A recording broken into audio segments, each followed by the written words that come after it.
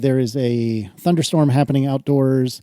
John apparently lost power for several hours earlier today. So this is going to be a little bit more of a stressful ATP recording for us than it normally is. We'll see how it goes. I feel great. I just live on a barrier island. Yeah, I'm sure your house will still be there in 15 years.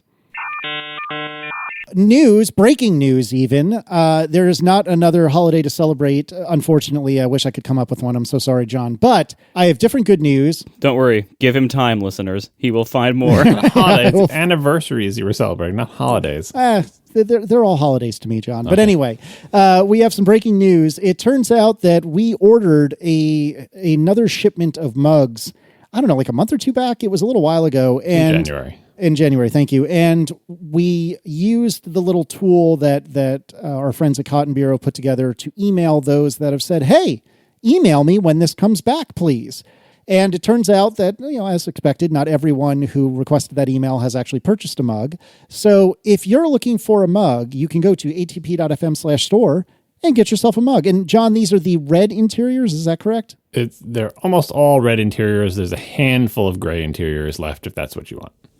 There's also a smattering of pint glasses. There are not many, so for both of these, I would suggest acting sooner rather than later, but particularly for the pint glasses, there's very few of those remaining. So if you're interested, go snatch those up at atp.fm. Yeah, and this is not, to be clear, this is not our pre-WWDC merch sale. We're still working on that. This is just some leftover stock that honestly we forgot that we even had. So true story. It's been there. Like, you could have come at any time between the last sale and now and gotten a mug, but occasionally we do get messages from people who are like, oh, I had a mug and I dropped it and it broke. When are you going to sell them again? And we're like, oh, I don't know. Oh, anyway, they've been there the whole time. Sorry about that.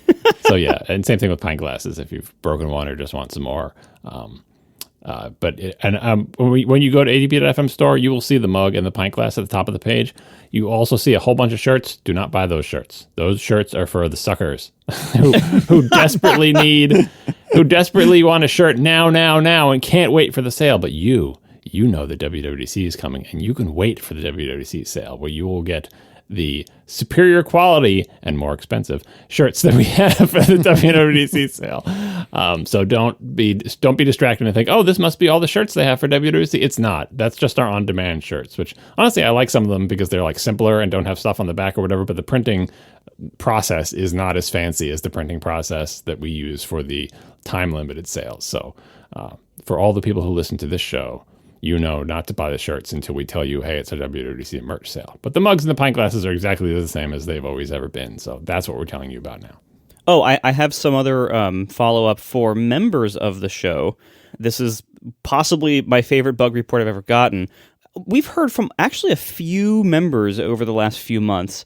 If you were still using what was used to be called iTunes, now is called the Music app on the Mac, to sync with an iPod, if you were syncing our podcast through either our bootleg or our member feeds to an iPod, it wouldn't have worked when I changed the CMS a few months back for any episode past when we started membership. So whenever that was, like 2 years ago. The feed just didn't see those episodes. Only if you were syncing to an iPod. What? I'm happy to report that I have fixed this bug this week. How? What was the bug? So special thanks to member Charlie, who wrote in and was the latest person to report this. Earlier people had written in. I'm sorry, I don't have your names handy. I had just let them fall on the floor after a while of giving up. So Charlie pointed out exactly which episode was when the cutoff was that it stopped syncing. And I took a look in the feed and I realized that was when I had changed the enclosure URLs, like the audio file name URLs that are in the feed, to just be like, long hashes. And they did not end in .mp3. And I remember when I was looking at this, I'm like, wait a minute. I remember a long time ago, Apple used to require that podcast feeds, they used to have to end the enclosure file names in .mp3. And I think this was even undocumented. But if you didn't do that, your feed undocumented from Apple? I know, no. Right? But and to be fair, the Apple podcast team has always documented the feed format they expect and work with. But I don't know if this detail was documented, but that was a detail back forever ago, and for some reason that was buried in my mind. That's what sticks in there, not like birthdays, holidays, homework assignments, but that sticks in there. And I'm like, wait a minute. I wonder if I just add .mp3 to the end of these URLs, I bet they'll start working. And sure enough, they did. So Cool. So file extensions live on, much to people like John's chagrin. Oh, my God. File name extensions. I hate when people shorten it to file extensions because it doesn't make any sense. File name extensions. They're extensions on the file name. They're not extensions on the file. Next, Marco's going to tell you about his ATM machine. Yeah. I wish I accessed with my personal PIN number. No, that's the opposite. That's adding too much information. This is removing information. File name extensions. Yeah, and that's terrible because the world is terrible and we can't have nice things because the whole world decided that they wanted to use file name extensions. And we all suffer for it. But for a brief time, I lived without them and it was glorious. I'll tell my grandchildren about it. Well, I'm glad to hear that. Also, we have some news. Marco did not tell us this before we brought it up on the show, so that was surprising and new for me. And then you also have some news for members in India. Is that correct? That was another whole thing. There was a very difficult to find bug in our CMS or in our payment gateway in particular that would affect cards that were verified with a thing called 3D Secure, which I think is pretty much universal in India and doesn't exist in the US. So I really didn't know about it. And this is one of those many details that Stripe, which is what we use to process our payments, pretty much handles for you. You don't really have to think about it, except when you start customizing crap behind the scenes, which of course we can't help ourselves but do sometimes. And I had customized things behind the scenes in such a way that was breaking 3D Secure in a really difficult to find way. And some people, I don't know if it's everyone in India, but certainly multiple members who tried to sign up in India were getting an expired payment link error, and it was very, very hard to diagnose. But I eventually figured out it was through something I was doing on the back end to make failed payments suck less in the way they're handled. I was being too clever, and it broke 3D Secure, and I unbroke it, so sorry. Yep. And then as a final note, speaking of members, just a very heartfelt thank you to all of you who have ever been a member, and especially those who are currently members, and double especially for those who just recently signed up after us talking about it recently. So thank you to all of you. Our membership numbers are looking better than ever, and I'm genuinely extremely pleased and humbled and thankful for that. So thank you, everyone. Me too. We appreciate it. All right, let's do some follow-up. The WWDC lottery has come in.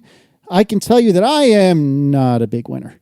I'm pretty sure we can safely say we all lost. Is that right? Yep. I mean, the odds were against us, so it is what it is. Yeah. No WWDC lottery winners amongst the ATP hosts, which, is expected. Yeah. But congratulations to all the winners. And honestly, we don't even want to win the lottery. We don't want to take someone else's spot. We want press passes, which we also probably won't get. But still. Yeah, that's what we want, but I'm not sure that's what we're getting. That's a different lottery. That's not a lottery. That is not random.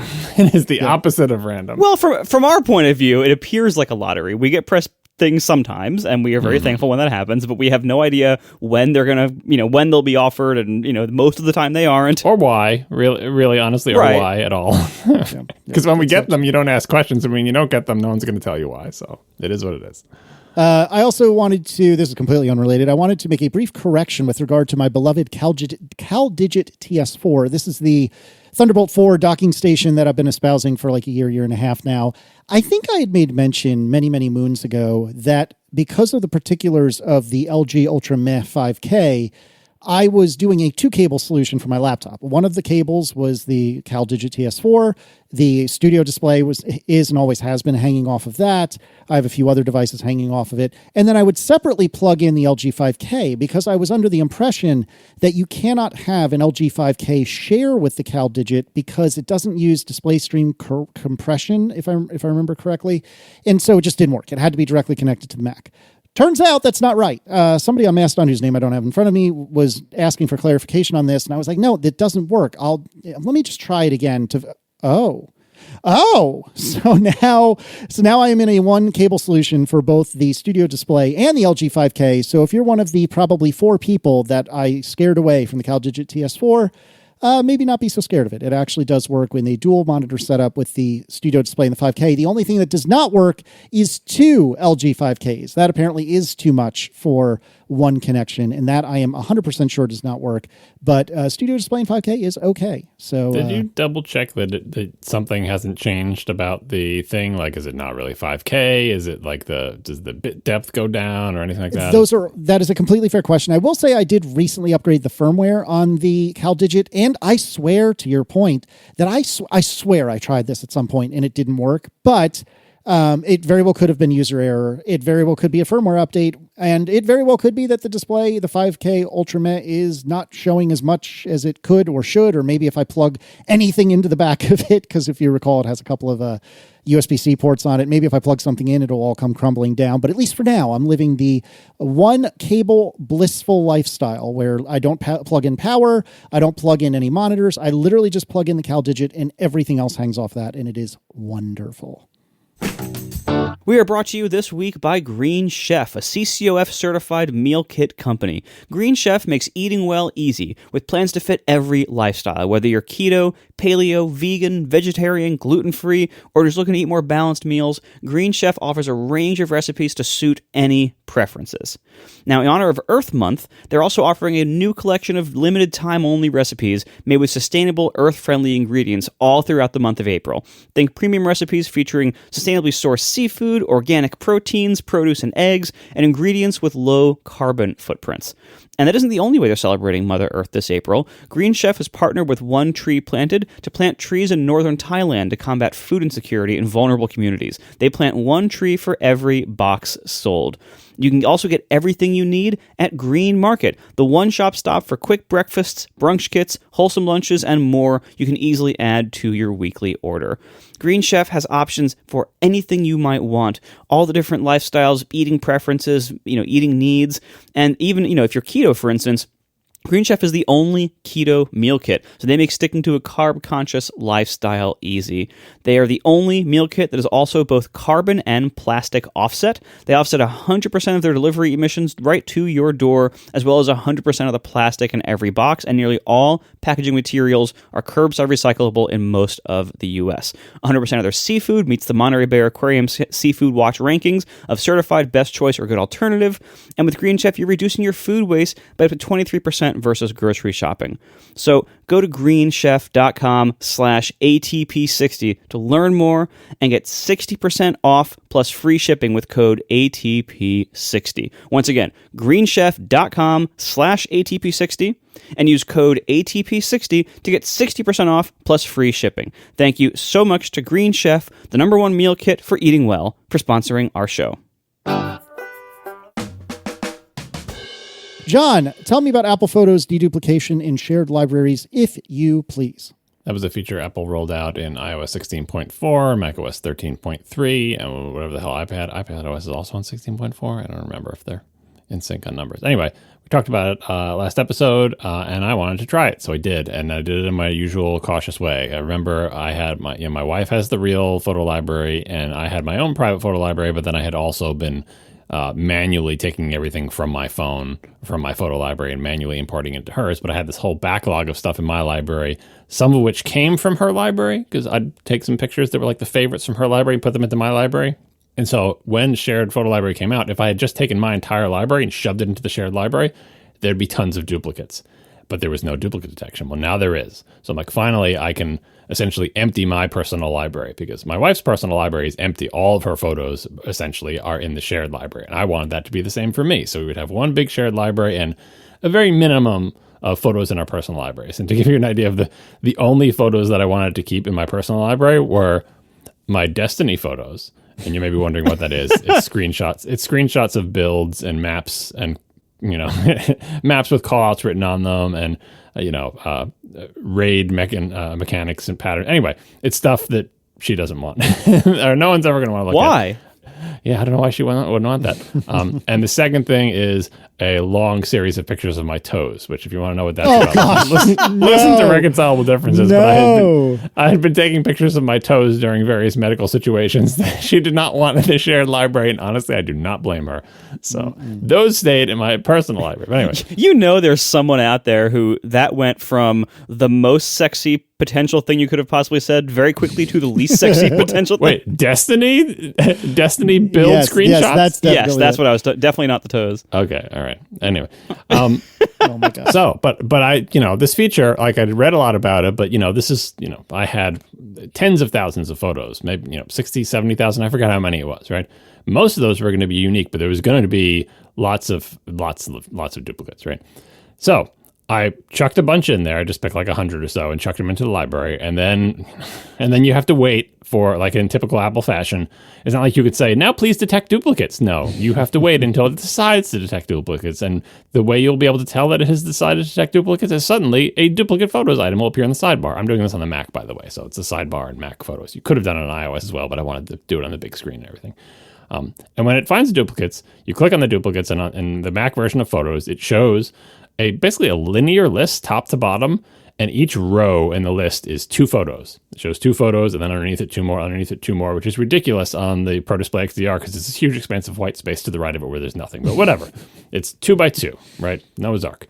And then there's a little blue link above each set of 2 that says merge these 2 photos. Why is it not a button? Why is it a blue web link? Who freaking knows? So I'm looking at it, and I click the merge on that one, and it says like something. I think the first one was like merge these 2 exact duplicates, and it has some explanatory text that explains what it means.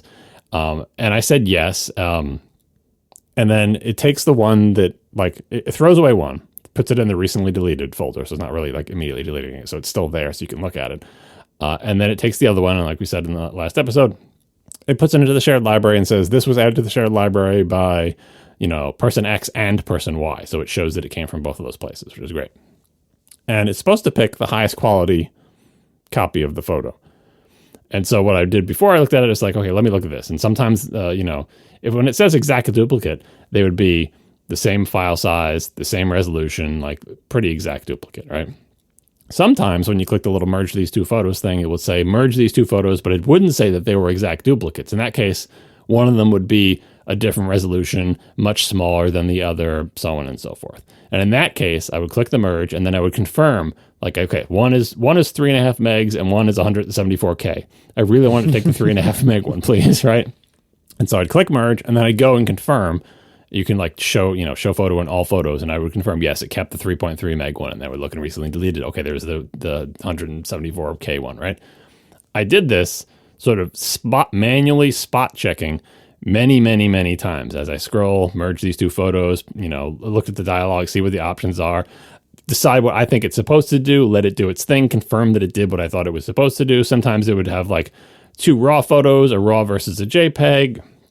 I couldn't quite tell why in some situations it would show me a RAW and a JPEG and consider them duplicates. In other cases, it wouldn't. So I just basically made sure that it always did what I wanted it to do. And I did this for dozens of photos manually. And then I was like, all right, so I'm pretty sure this is working the way Apple said it would. It never made a mistake. Every time I looked at 2 photos, I would agree that we should only keep one of them, and I would decide which one it should be, and I would let Apple's thing do it, and it would pick the one that I thought it should. So good, thumbs up, it's working. And it took me a little while to figure out, okay, do I have to sit here and click the little merge these 2, merge these 2, merge these? It was like merge these 2, and then hit the return key to select the default button on the dialog that appears, merge, return.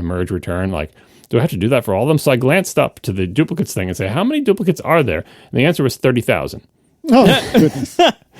So I was not going to sit there and click the blue link and click return 30,000 times, right? And so since it's a Mac, it works the way most Mac things do. You can just, select all or click one and then scroll down to the end and shift click, all sorts of things that I imagine I would have a little bit more trouble doing on a phone just because of how fidgety things are with the scroll bars and the small screen and my big fat finger. So I was glad I was doing it on a Mac.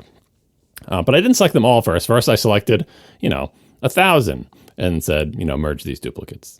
And it did. And then I tried to spot check the 1,000 that I picked, and they all looked good. And then I did 2,000. And then eventually I'm like, okay, I am thoroughly satisfied that this thing is working. Select all, merge all these things. And it merged them all. And it, as far as I can tell, everything went off without a hitch. No, as far as I can tell, I didn't lose any photos. It didn't, I went into the recently deleted thing and looked through what it had deleted. And I'm like, yeah, these look like the ones that I would want deleted. And didn't do anything weird, and I emptied my library except for toe photos and Destiny photos. And actually, what I did, I actually just merged them all, and then I unmerged the toe and the Destiny ones, right? I probably unmerged them before they even synced to anybody else. So that was the easiest way to do it because I had them in folders or whatever. So thumbs up on this feature. Just like the shared photo library, I'm pretty sure it works exactly the way Apple said it would. And my only complaints continue to be the lack of features and not the features that they did add, right? So I still want shared albums and so on and so forth. But as they add the features appear to work. And I think I'm giving these things a pretty good workout with my 160,000 photo library and, merging 30,000 duplicates. And there was a typical kind of like, sometimes there was lag, and then I went over to different computers and I saw this one still thinks there's some duplicates. So there was like one day worth of me visiting each computer and saying, do you think all the duplicates are gone? Do you think all the duplicates are gone? And occasionally a few more would pop up, but now everything has settled down. So, and during that whole time, I don't think it did anything wrong. So if you are afraid of this thing, this duplicate feature, know that at least one person has tried it and it has not been disastrous. Yay. Glowing recommendation. Right. All right. So tell me about disasters with regard to your bug reports. This is about my NS tracking area bug. And I said that it seemed like maybe the team that made the change was hoping they could make a change to a framework, but sort of not tell anybody about it in the hopes that probably no one will notice this. And so we can just make this change. We don't have to put it in the release notes. We don't have to, make it change to the documentation. We could just, no one is probably relying on this existing behavior, right? And it turns out I was relying on that existing behavior.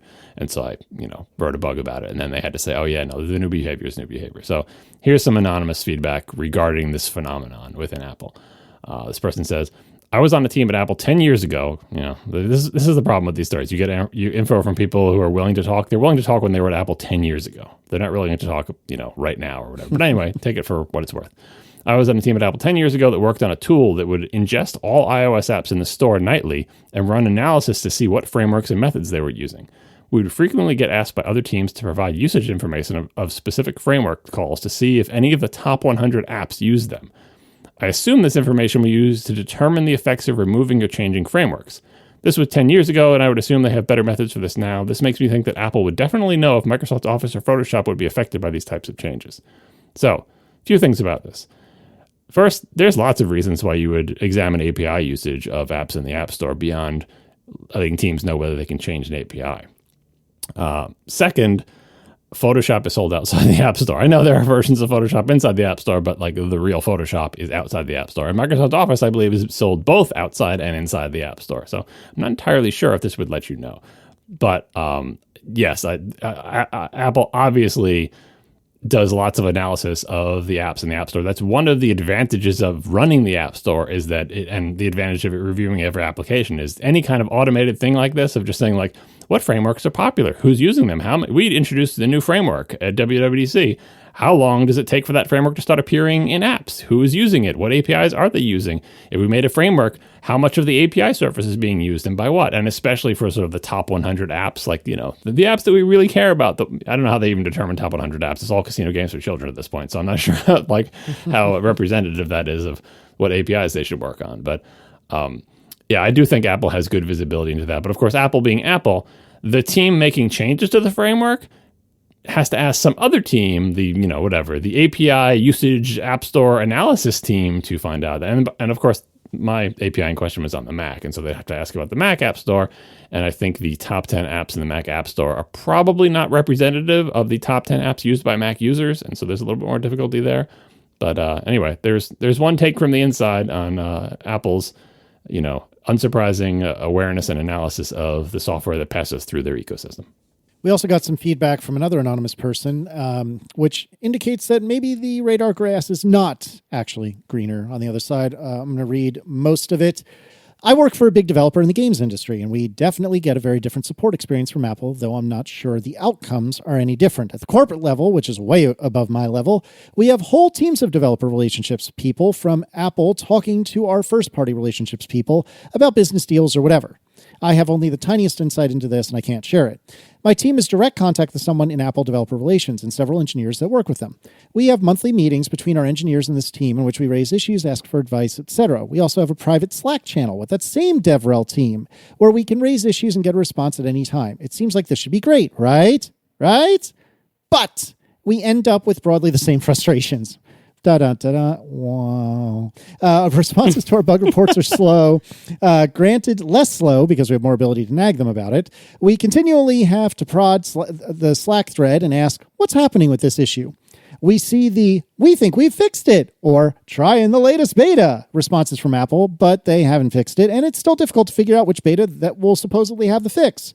They still can't share any details of how things work under the hood to help us come up with viable workarounds, which in some cases we would need even if the bugs were fixed because we want to support a broader range of OS versions. They often can't answer straightforward questions like, what are the performance implications of X versus Y? Either because they don't know, can't say, or it depends, and they can't tell us on what. I guess my point is it isn't just the feedback radar system itself that's the problem. Apple's organization seems to be set up with such a focus on secrecy that they just can't provide the transparency that you need as an external developer to really believe that they do actually care about and are working on your problems. I'm going to read it again because I think it's that good. Apple's organization seems to be set up with such a focus on secrecy that they just can't provide the transparency that you need as an external developer to really believe that they do actually care about and are working on your problems. Amen to that. I know this was framed as, our deal for us is different when we're at a big company, but the outcomes are the same. But how much would you kill for a private Slack channel with Apple engineers so you could prod them in threads? Like, I know that it's still they are held back by being unresponsive and, they can't tell you. And it is frustrating. It is worse than, I think what they'd be comparing it to is, say you're a big, important company. Big, important company would get better support from, say, Microsoft than they get from Apple, right? We're not expecting that dinky little developers will get the same support as a big, giant company. I think where they come from here is, we are a big, important company, so we know how big and important companies get treated by different platform owners, and Apple's the worst, right? Because of secrecy, because they can't tell us things, and because they're unresponsive, and because, there's layers, that the organization is not set up to be responsive to demand. So as jealous as we are as individual developers of having these kind of touch points, it's unrealistic to assume that any individual developer would have this. But within each sort of, cohort, within each strata of developers, it seems like if you were to compare like to like, big company, how do you get support from Apple versus how you get it from Microsoft versus how you get it from Google? Apple is always in last place, seemingly for structural and secrecy reasons.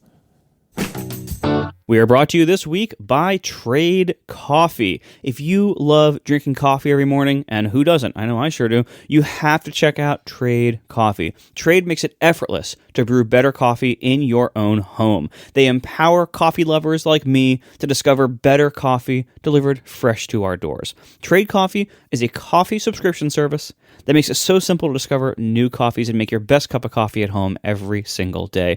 They partner with the nation's top-rated independent roasters to send you the best quality coffee you can get, all handpicked by their coffee experts. Whether you already know what you like, the kind of flavor profiles you're going for, or origins or styles, or whether you are new to this kind of coffee nerdery and maybe need some help, either way, Trade makes it super easy and convenient to get what you like and discover brand new coffees along the way. They send it fresh to your home on whatever schedule you need. So if you need it, every 2 weeks, any schedule you need, and it's super easy if you need to skip a week or double up 1 week.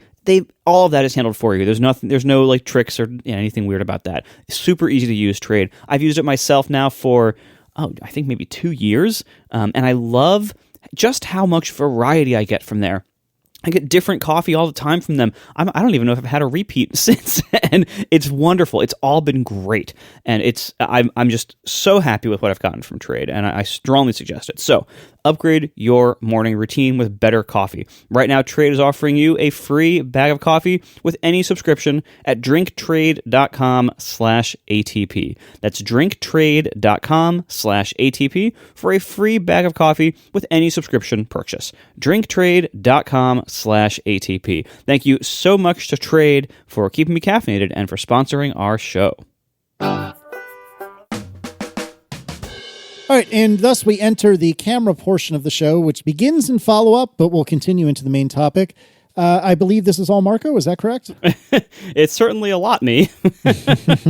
Although I'm sure John will jump in, and I hope he does, because there's going to be a lot. All right, so I gone through my brief camera buying phase of the 5-year span that we're in, because that's about as often as I buy cameras. It's a pattern. I recognize it at this point. About every 5 years, I see what modern cameras can do. It blows me away. I buy 1 or 2 modern cameras. And then over the next few years, I stop using them because they're too much to carry around. iPhones get better and more convenient. And I say, I'm never going to buy a camera again. And then what inevitably happens is, a few years later, the cycle repeats as cameras get better. Has this cycle repeated that much? I think you may be on the first round of this particular cycle, because I think you were like, big cameras are good. I'm into big cameras. And then the iPhone camera got good. And then you switched all iPhone. I think this is your first backslide, unless I'm remembering a different... No, that sounds right. I think this is the first loop. I mean, I agree with you that it's probably going to repeat, because let's history be a guide. There are the cycles of Marco. But I think to be fair to you, this is your first time through this. Maybe my first. It's certainly my first time in a while, in about 5 years. I guess there was my brief flirtation with being a video producer, where I bought a couple of objects for video production, never used them, and eventually mailed them to you. I mean, you made some videos. You actually made videos with them, right? I think I made a video. No, you had like a Mac Mini video and some other thing. And the iPad, the iPad Pro 2018. That's yeah. I think it was the same event. but in that one, I don't think you had a period where you were like, big video cameras are crappy. You should just use your iPhone for everything. Yeah. But anyway, as usual during this phase, I was trying to figure out, how do I make my new cool camera as convenient as the iPhone? And of course, that's impossible. But I ran into a couple of issues. Number one was I was torn between the physical size of the Ricoh GR3X, which is awesome. I was not super thrilled with the color of its pictures. And then I was very impressed by the Fujifilm X100V, but it was a little bit less technically easy to use and technically sharp as the Ricoh GR3X. But the Fuji produced pictures that I just loved the colors from.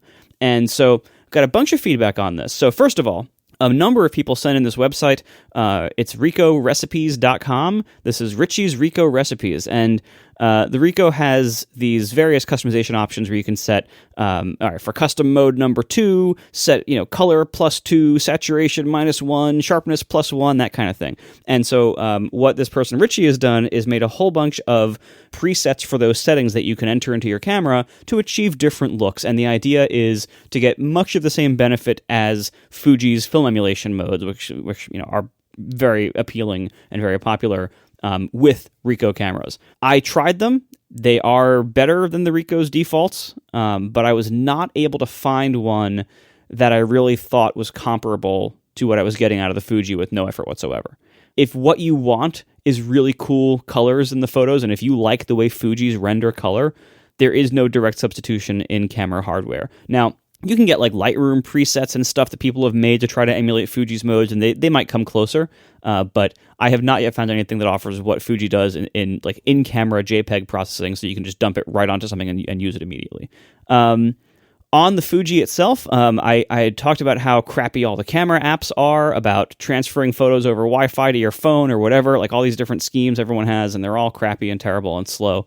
Fuji has this feature called PC Autosave, and I assume it's how you pronounce it because it's in all capitals. PC load letter, what the F does that mean? Abort, retry, fail. There you go. Let's pull out all the old PC tropes where everything was in caps. Yeah. So anyway, PC Autosave is on most Fuji cameras, at least most reasonably modern ones. Although it's funny, I decided in the intervening time to cancel my return for the XT5. I kept the XT5 and I love it, and shut up.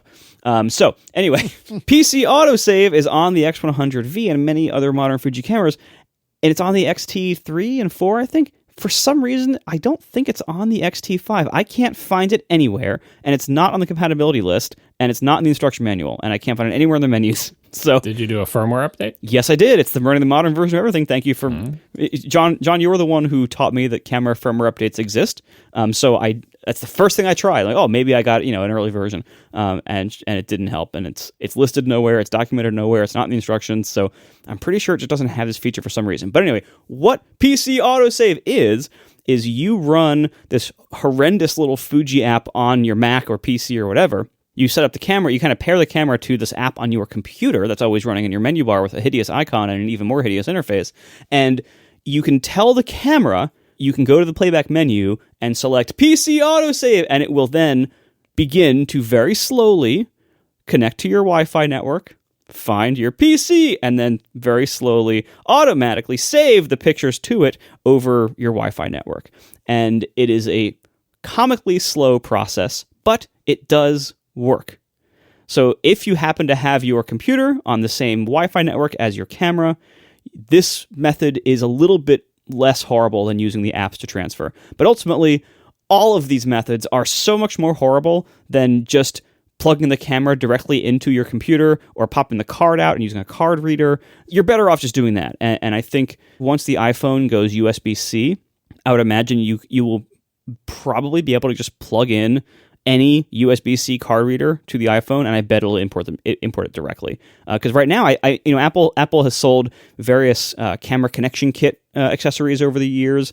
Some of which have USB ports, some of which just have SD card slots. I believe the ones of those that use the Lightning port, I think, do already work on the iPhone, but I'm not positive about that. I don't have one here to test, and I wasn't going to buy one a few months before the USB-C iPhone comes out, so I could be wrong on that. But anyway, that's an option maybe to go directly to a phone. I know it at least works on iPads, and definitely works on Macs. So that's the way to go if you want to transfer photos to your cool Apple hardware, is just dump them onto the computer directly with the card or the cable. Also got a wonderful tip. My complaint about the X100V was I was having trouble getting the autofocus to really nail the focus, like especially on eyes. It would sometimes focus on the the tip of the eyelashes instead of the actual eye surface, stuff like that. Like it was like slightly missing focus a lot, and I was having trouble getting sharp shots.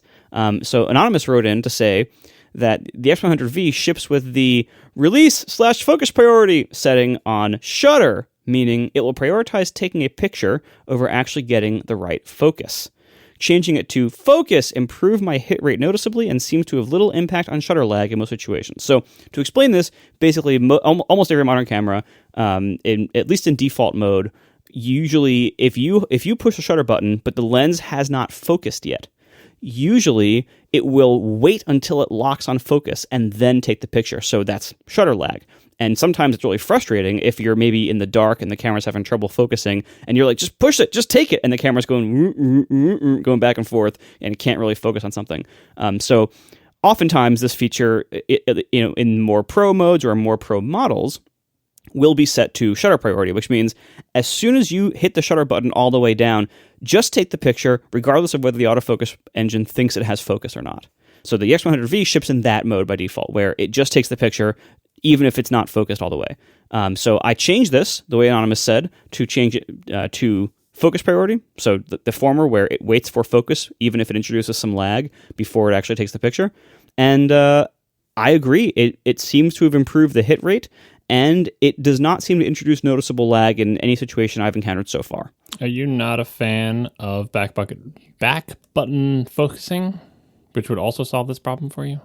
Like the AF on button on Canons and stuff like that, like where like you hit the button there without, because normally I just half press the shutter and then go all the way. Right. So most people cameras, big cameras ship so that if you press the shutter button halfway down, it will start focusing, and then if you press it the rest of the way down, it will take the picture. And at that point, everything you just described takes place. It says, should I really take the picture, or should I wait for the focusing motor to finish getting to where I know it's supposed to focus, and so on and so forth. Right. The other technique is often called back button focusing, which means you assign some button on the back of your camera to be the please do autofocus now button. And then the shutter button is, and you turn off the feature that makes the camera try to focus when you push the shutter button halfway down. So you separated the two functions. So you decide when you want your camera to do autofocusing with the back button, and then once you're happy with the focus, you can press the shutter button. You can do both of them at the same time, and then you would still have the same situation where should I wait for the motor or whatever, but you could also do your focus, and then once you're happy, yes, you've got the focus to my satisfaction, and the thing isn't moving, the person isn't moving or whatever. Then when you press the shutter button, it's going to take it immediately because no part of pressing the shutter button tells it to do focus again. Focusing is separated from shutter. I am not a big fan of this, but I see the situations where it could be advantageous. And some people, this is the only way they use the camera and they consider it broken to use it the other way. But I feel like it's just kind of a muscle memory type thing a lot of the times. But you see the advantages, like if you get it focused on somebody and they're not moving, very often with cameras, with modern cameras being so good at focusing on stuff, like someone in the background will move and turn their head towards the camera and the camera will be like, ooh, a pair of eyes. I'm totally going to focus on that. It's like, no, focus on the ear of the person I just focused on. Like, if you get the focus the way you want and the person you focus on turns their head away, so now their just ear is facing you, but you're happy with that focal plane, you don't want it to jump to the person in the background whose two eyes just face there. You want it to stay where you left it. And so in that situation, you do back button focusing to get the focus you want. So you get perfect eye focus on that person. And even if they turn their head slightly, you don't want it to pick some other subject. So then you use the shutter button for it. So if you got used to that technique of focusing, I think that would essentially do the same thing as you saying shutter priority, because, in that case, the shutter never activates autofocus. It just fires the shutter. Yeah, I never shot that style, but it's a lot of people do. So there's probably some. I probably should be using that style. I think it's more cumbersome a lot of the time, and especially if you forget that you previously selected this focal plane, and I'm never going to change it unless you hit the back button again, and you think, because you get used to just using the half focus. The other way to solve this problem with lag or maybe missing the focus is to get a Sony camera or some other camera that has insanely good, really, really fast, really smart focus selection that's just been getting better and better over time. And to be fair, all camera manufacturers have been getting better and better. Sony used to have a huge lead, and now it just has a smaller lead. But Sony still is a really good focusing system where it will, like, the reason you don't notice it on Sony's is it's so fast. First of all, Sony lenses are very fast to physically focus. And second, the Sony image detection system is really good at finding the thing you want to focus on and tracking it and not getting distracted when something moves. So that's one of the advantages of the Sony cameras, but other ones have been catching up, and these type of settings are a good way to sort of shore up the minor inefficiencies as compared to the best of the best. Yeah, and in all fairness, as much as I love the Fuji color processing, they are not close to class leading with autofocus sophistication. That is one area where they are I think behind the competitors, and I think all the reviews agree with that. So I have noticed that it is not as smart as Sony's autofocus, but it's smart enough for me, and I'm loving the pictures that it's getting. It's like, if I was a sports photographer, I would definitely not use Fuji, but I would. But for taking pictures that I like a lot in other situations, it's proving to be fantastic. One thing I noticed as I was taking pictures with these cameras for the first time, since using an iPhone, I missed the iPhone HDR photography, and I don't mean the so cameras have caught up in a number of ways. So since I the previous last camera I bought was the Sony A7R III, which is at this point probably something like 5 years old, in that ballpark. And cameras have gotten really good at eating away some of the iPhone's advantages in the meantime. Not all of them, and they never will get all of them, but some of them. And one of the things is, the iPhones have always been really, not always, but modern iPhones have always been really good at dealing with high dynamic range scenes where you have something very bright, like maybe something, water reflecting the sun or the actual sun or the moon or something, in your shot, something very bright, but you still want to have detail in the darker shadow areas. So, you have to have a lot of dynamic range in the image, and modern camera sensors in big cameras can capture that dynamic range very well. Modern camera sensors have incredible dynamic range, but usually where they lacked is in processing down that dynamic range to a useful photo that you would actually want and look good without losing all the details in the highlights or the shadows. And usually you had to shoot RAW to really make the most of that. I am so done shooting RAW. Like, the pictures are so huge and they break in everything, and I'm just not. And that's for a more editing focused workflow than what I ever want. Yeah, you might be back to the RAW eventually, but I think so. This is relevant to a link that we'll put in the show notes from Petapixel that is actually from 2 days ago. Where the headline is, Gen Z discovers modern digital cameras are better than iPhones. And it shows a bunch of pictures on TikTok where they're like, look, this person was sitting on the beach and we want to take a picture of them. Here's what it looks like on the iPhone. Here's what it looks like on a real camera. And there's situations in which the iPhone sensor is too small to gather enough light and the real camera is able to gather enough light to correctly expose the person, right? But a lot of these pictures, like, look how dark everything is in the iPhone. I think they're terrible examples because what you just said is so true. Where the iPhone excels is not being like good at low light photography and that it gathers lots of light on the sensor and can sort of see in the dark. No, that's not why the iPhone photos come out well. They come out well because it does the high dynamic HDR photos, meaning, and we're setting aside what you're going to get to eventually, right, with just the EDR stuff. But like when the iPhone does high dynamic range, it does it in the same way that big cameras can do it, but it does it without involving the user at all. You just press the shutter button on the iPhone. And what the iPhone does, it's not like, it processes its dynamic range better. It takes multiple exposures, right? It takes one underexposed, it takes one overexposed. I don't know how many exposures it takes. It takes at least 2, maybe more, and it combines them. So it's not a single photo, because a single photo has crap dynamic range on a sensor that's like the size of the end of an eraser on a pencil, right? Going through this tiny little lens with this tiny little, it's just, there's not a lot of light there. So why do the iPhone cameras actually look better where is the real camera pictures don't? Because it takes multiple exposures and combines them. If you take a single exposure with a full frame camera in a very challenging lighting situation, like a person with a bright sunset behind them, you can choose to expose so the sunset is not blown out, and then the person is all dark. You can choose to expose the person so their skin tone looks good, and then the sky behind them is blown out. With any single exposure, you can try to get as much, because big camera sensors have a lot of dynamic range. You can try to get a compromise between them, but in very challenging situation where there's a really bright light behind somebody, you can't have both. But big cameras can also take multiple exposures and try to combine them. They're so much worse at it than phones, right? Because first of all, there's the contract when you're using a big camera, which is you press the shutter button, we do a single exposure. Oh, do you want to do exposure bracketing? Well, that's a setting and you get to do it. And maybe you want to use electronic shutter, or maybe we're going to take multiple ones. And I hope you don't shake the camera because our software is not very good at aligning the pictures and combining them.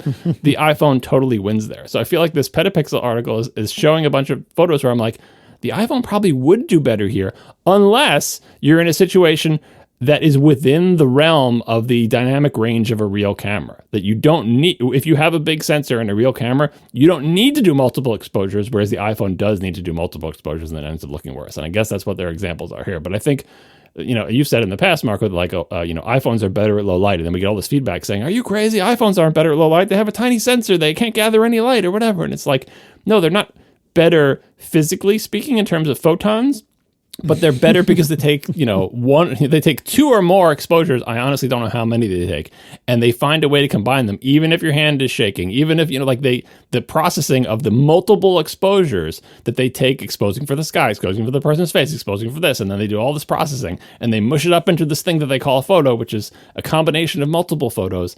That's what they're better at. And big cameras can do that, but it's a setting and you have to know how to use it. And they're still not as good at doing the combination of those exposures as Apple is, let alone doing them seamlessly when you just press a single shutter button. Maybe they'll get there someday, but I do kind of feel like there is that implied contract with the real camera, which is you press that shutter button once, we do one exposure. And if you want something different, you have to ask for it explicitly. Well, and there is an HDR mode on the XT5.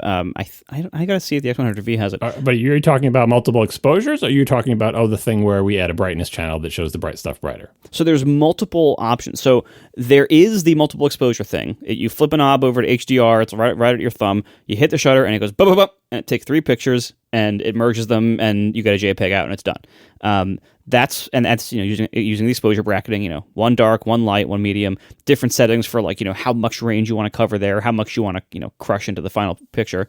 But then modern cameras also have usually some form of extended dynamic range shooting mode. So what this and the various details of how they do this are, they vary by manufacturer and everything. Some of them will have dynamic range priority modes, but the idea basically is they use a larger range, they capture a larger range than they normally would, and then map that to the 0 to 1 color space, for the JPEG.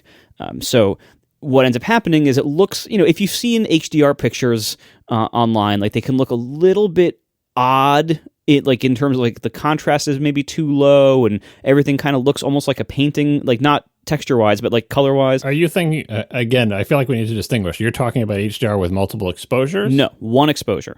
All right, so then what you're talking about is if you take a photo with your iPhone, for example, of a sunset, you may notice that when you view that on your iPhone with an HDR screen, that the sun looks brighter. That's different. So there's 3 different things. All right, so I'm talking about like extended dynamic range modes on big cameras.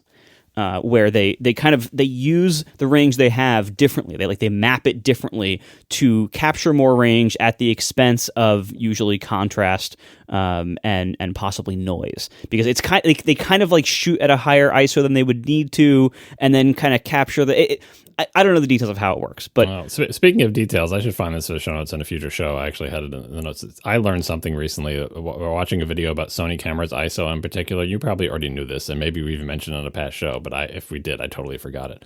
That Sony's sensors on their cameras have 2 different capture modes, essentially, depending on what ISO level they're at. There's like a low sensitivity one and a high sensitivity one, and when you cross an ISO threshold, which differs from camera to camera, it kicks into the other mode, which I had no idea about, but it explains so much. If you look at the test results, you can say, I can see, and on this camera, at ISO 400, it switches to the other thing, which is, it's a trade-off between dynamic range and noise and stuff like that. But it's something that Sony doesn't really mention because they don't consider it to be a feature that you can count on. I forget what the term of art is, but their video cameras do it explicitly, and they only talk about it there because the video cameras are able to be equally good in both of the ranges. But it explains a lot if you have a Sony camera of like why when I was cranking up the ISO, everything kept looking worse and worse until I crossed the threshold, and all of a sudden it got better and then started on a whole new curve.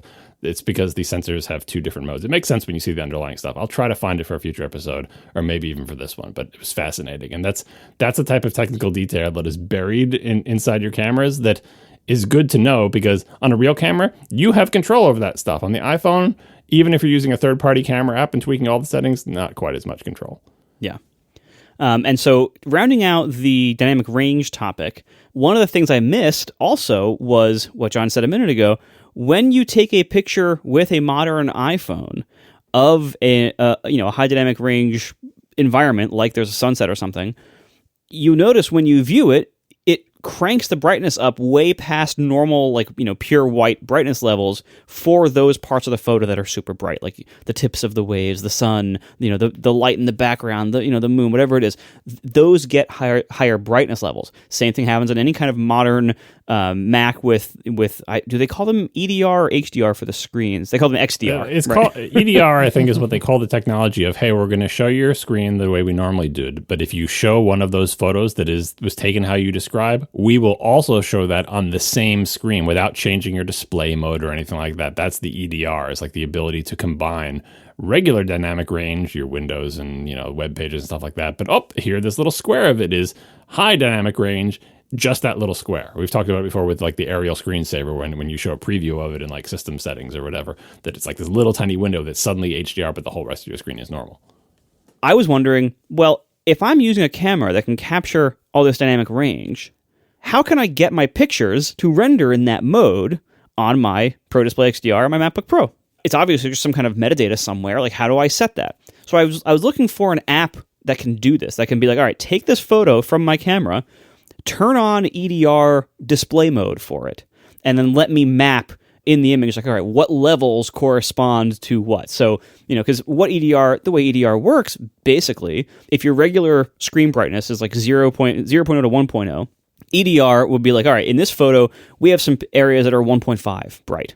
So, map what the photo has from 0 to 1, map it really to 0 to 1.5 and show that way on the screen. So there's a way you can map the brightness levels and the tone levels from the picture onto a different range for display on the screen. Did you look up how the iPhone does this? No, I didn't have time for that. So I believe my vague recollection is that the way Apple decided to do exactly what you're describing, they wanted to do it in a way so that when you share that photo with somebody who doesn't have an HDR screen, like they just have they have a MacBook Air or they have an iMac 24-inch or something like that, and they don't have an HDR screen, that it still looks normal to them, like that nothing goes wonky. So my vague recollection is that what Apple did is it's, the JPEG or whatever, the HEIC image is just the regular dynamic range. And then there's a separate sort of a separate channel that's like the brightness enhancing channel. Oh, yeah. And non-HDR screens will just ignore that channel and just show it normal. But if you have an HDR screen, it takes like the brightness channel and smushes it together with the picture and then produces the output. What you're describing sounds more like you've got the image data and then you're just like telling it to reinterpret it. But I do wonder if the Fuji thing is doing the, separating the brightness channel from the regular image for backward compatibility reasons, or if it's really just like baking it into the photo and then just reinterpreting it according to some flag that says, hey, when you look at this thing, interpret it this way. Well, so as far as I can tell, I don't think any modern standalone cameras shoot that way with whatever that metadata is that makes Apple display them super bright. I don't think any modern cameras do that. So I was wondering, how can I apply that in editing? Like, is there some app that can toggle that flag and generate that brightness data for my pictures? And I looked around. So I have Pixelmator. So Pixelmator on the Mac can do it. If you go to the color adjustment section, hit customize, you can add an EDR toggle. The problem is this only works for RAW files as far as I can tell. And it seems like the XT5 RAW files are supported by nothing right now, including not Pixelmator, not Mac Photos. Like nothing seems to support the XT5 RAW files, even though this camera came out like last fall, I think. It's not super new, but anyway, Pixelmator on the Mac can do it only for RAW files. Pixelmator Photo is their iOS app. This can do it for all files. If you go to the adjustment sliders, hit the ellipsis menu, and then there's an option that says turn on EDR. So that's what it's called, EDR in Pixelmator, and so that's what you want to turn on if you want to play with this. I separately found an app called Radiance Plus. I'll link to it. It's $3 a month or $30 lifetime. And I converted 2 photos with it and instantly paid the $30 lifetime fee. It's a very, very simple app. It just has like 2 sliders. It's like, brightness and strength or something like that. I converted these 2 pictures I had taken with the Fuji X100V.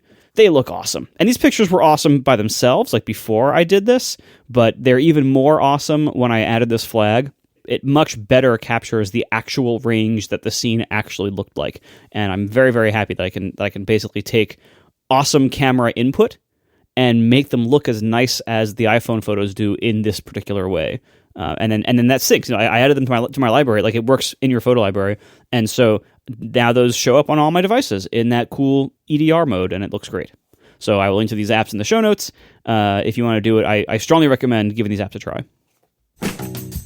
We are brought to you this week by Squarespace, the all-in-one platform for building your brand and growing your business online. You can stand out with a beautiful website, engage with your audience, and sell anything. Your products, content you create, even your time. Squarespace makes it super easy to do all of that and so much more. So it's a great way with Squarespace to make any kind of website, and they've really been adding a whole bunch of really great business features recently. So if you have an online storefront, they've had storefront support for a while. You can sell digital or physical goods, and everything is backed with all the tools you might expect from that. Shipping integration, tax integration, inventory management, everything you might need to sell physical goods or digital goods. In fact, my wife uses it for her online store, so I've directly seen how this works, and I'm never like the tech support guy required. She does it all herself because you don't need to be like a programmer to use it. And there's no like patches or upgrades or anything like that to deal with. They handle all of that for you. It is everything you might need to run your business too. So email campaigns, SEO tools, analytics backing it all.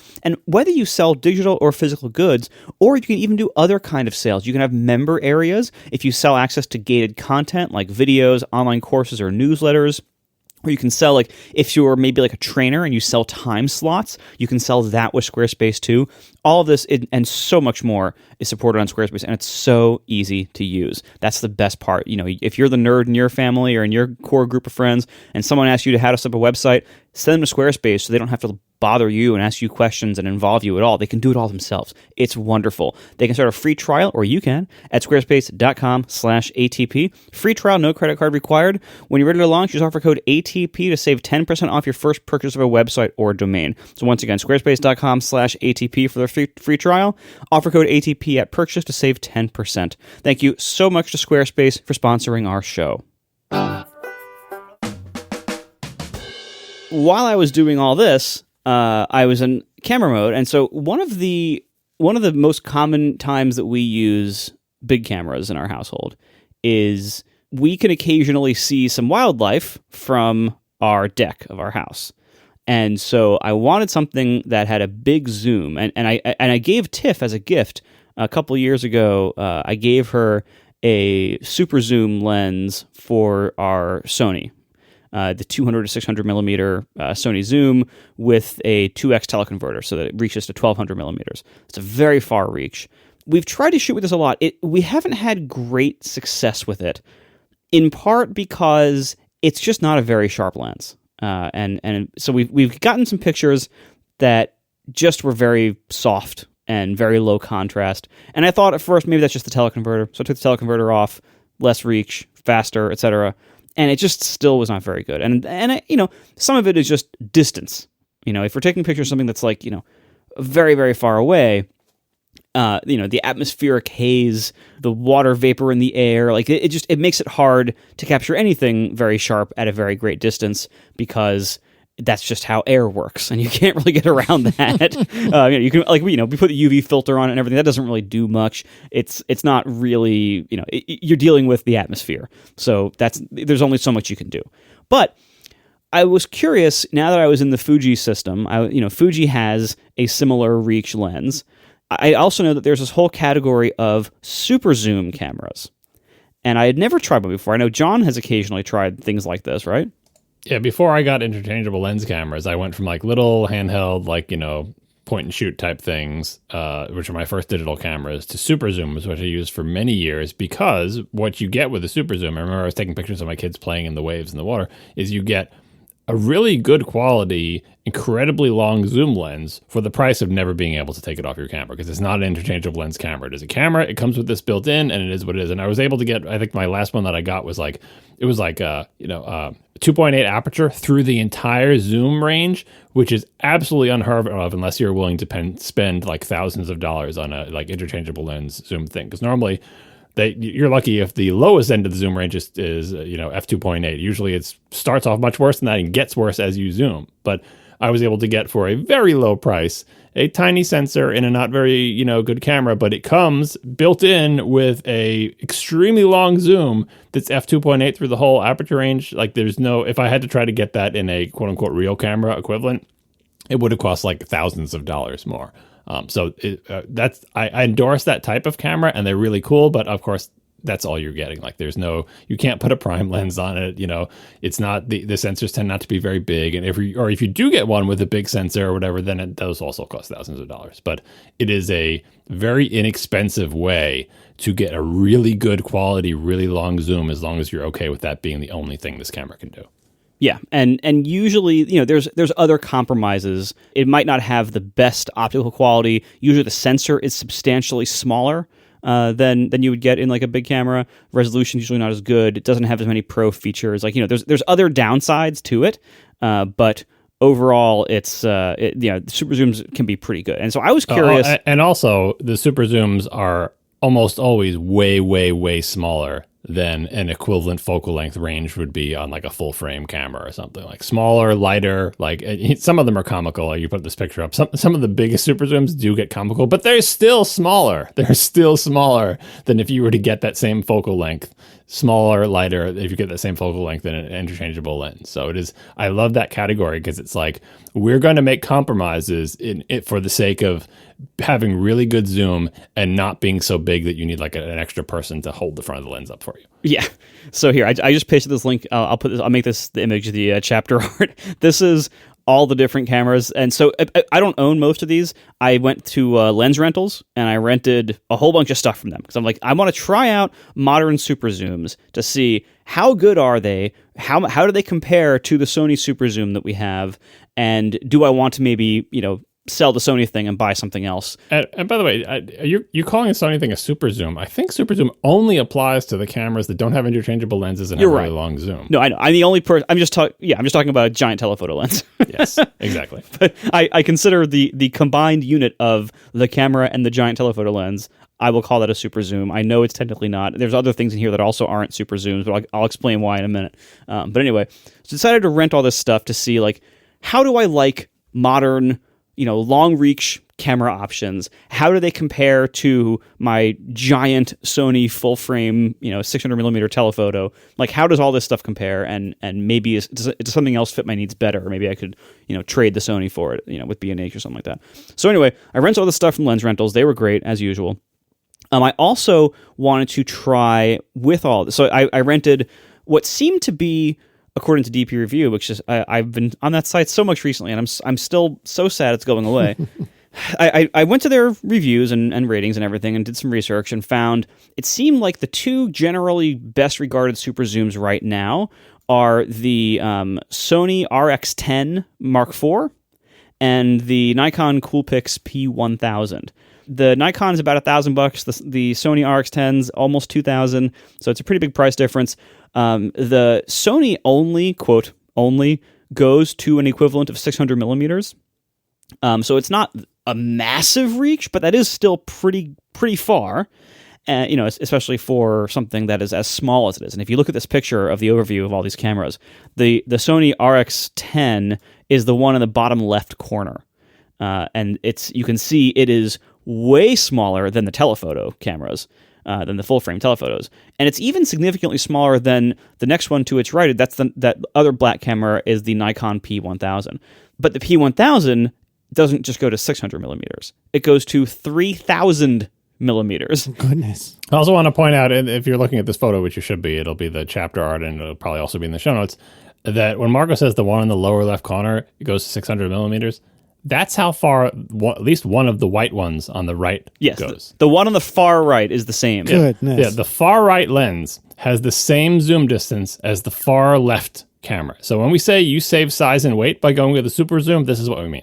Yeah. Oh, and in all fairness, I did have the lens hoods attached to to everything here. But you should. There's a lens hood on the one on the left too. Yes, you really should for when you're trying to minimize any kind of thing that could cause haziness and trying to maximize contrast. You want the lens hoods on. I think the lens hood on the camera on the right is bigger than the entire camera on the left. I think you're right. And I also you'll note right above the Nikon P1000 is a little tiny black camera.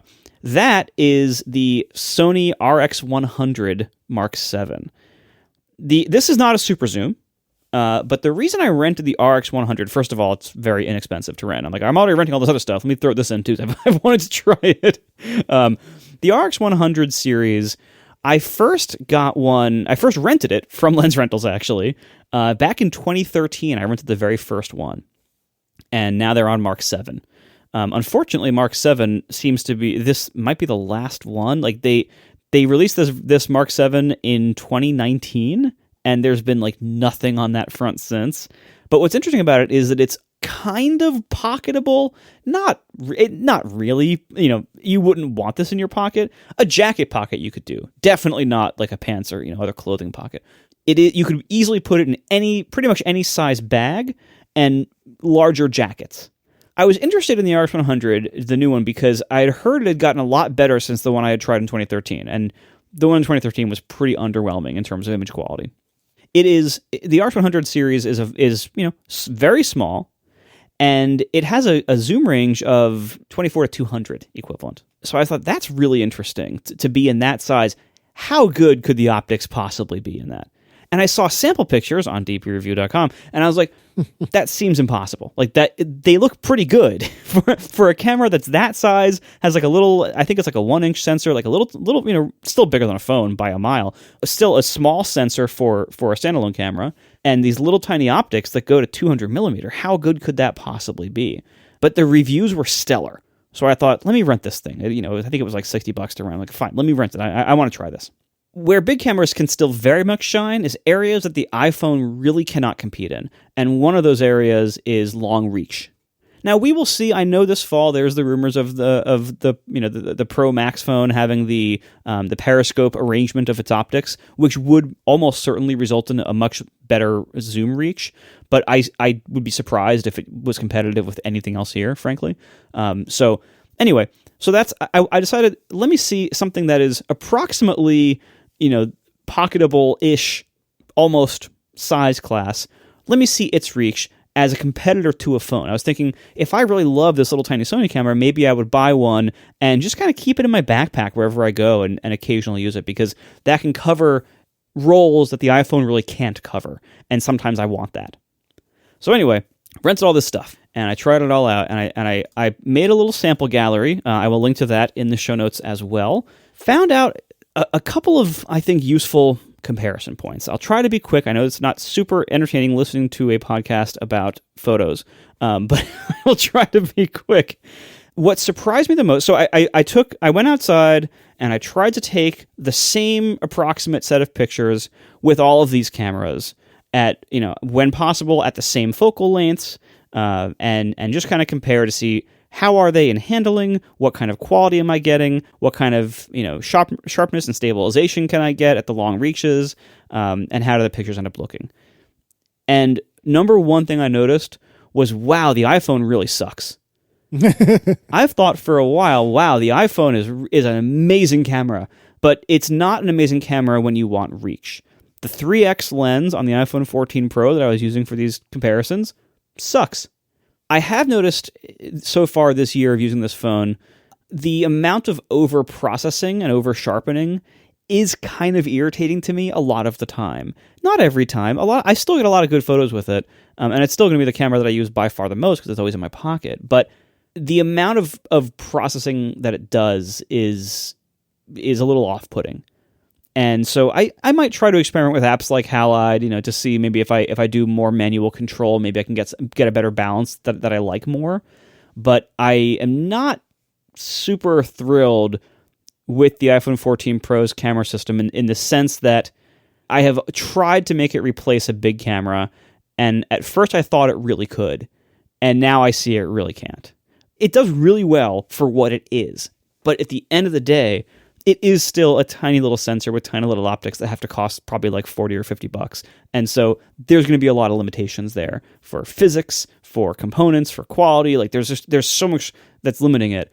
And it makes up for a lot of that with its smarts and its various processing and intelligence and what it does with that sensor and how it dumps data off and how it deals with everything. There's a lot of intelligence there, and it really is incredible for what it is. But there's a lot more out there. And so what this experiment has taught me is there's still a place in my life for other cameras. So anyway, I took pictures of faraway objects with all these cameras, including the iPhone and the RX 100. And the iPhone, I showed the regular 3x resolution, the regular 3x perspective, and I zoomed it all the way in with its digital zoom, just so you could see what that looks like. It's not good. I would not recommend using the digital zoom for anything. But it's there, so you can compare. And first of all, I was very, very impressed with the little Sony RX 100. If you look at the pictures it got, it blows away the iPhone for reach. And it's really not bad. It's not great. And I think I've decided for the moment not to buy one. And it also doesn't have USB-C because it's so old. But anyway, it's not an amazing optical quality, but for its size, it's fantastic. And I could very easily see at some point me justifying the plan of just keeping one in my backpack all the time, because it really is an incredibly versatile camera. It even has, my favorite part about the RX 100 is it has this cute little pop-up viewfinder.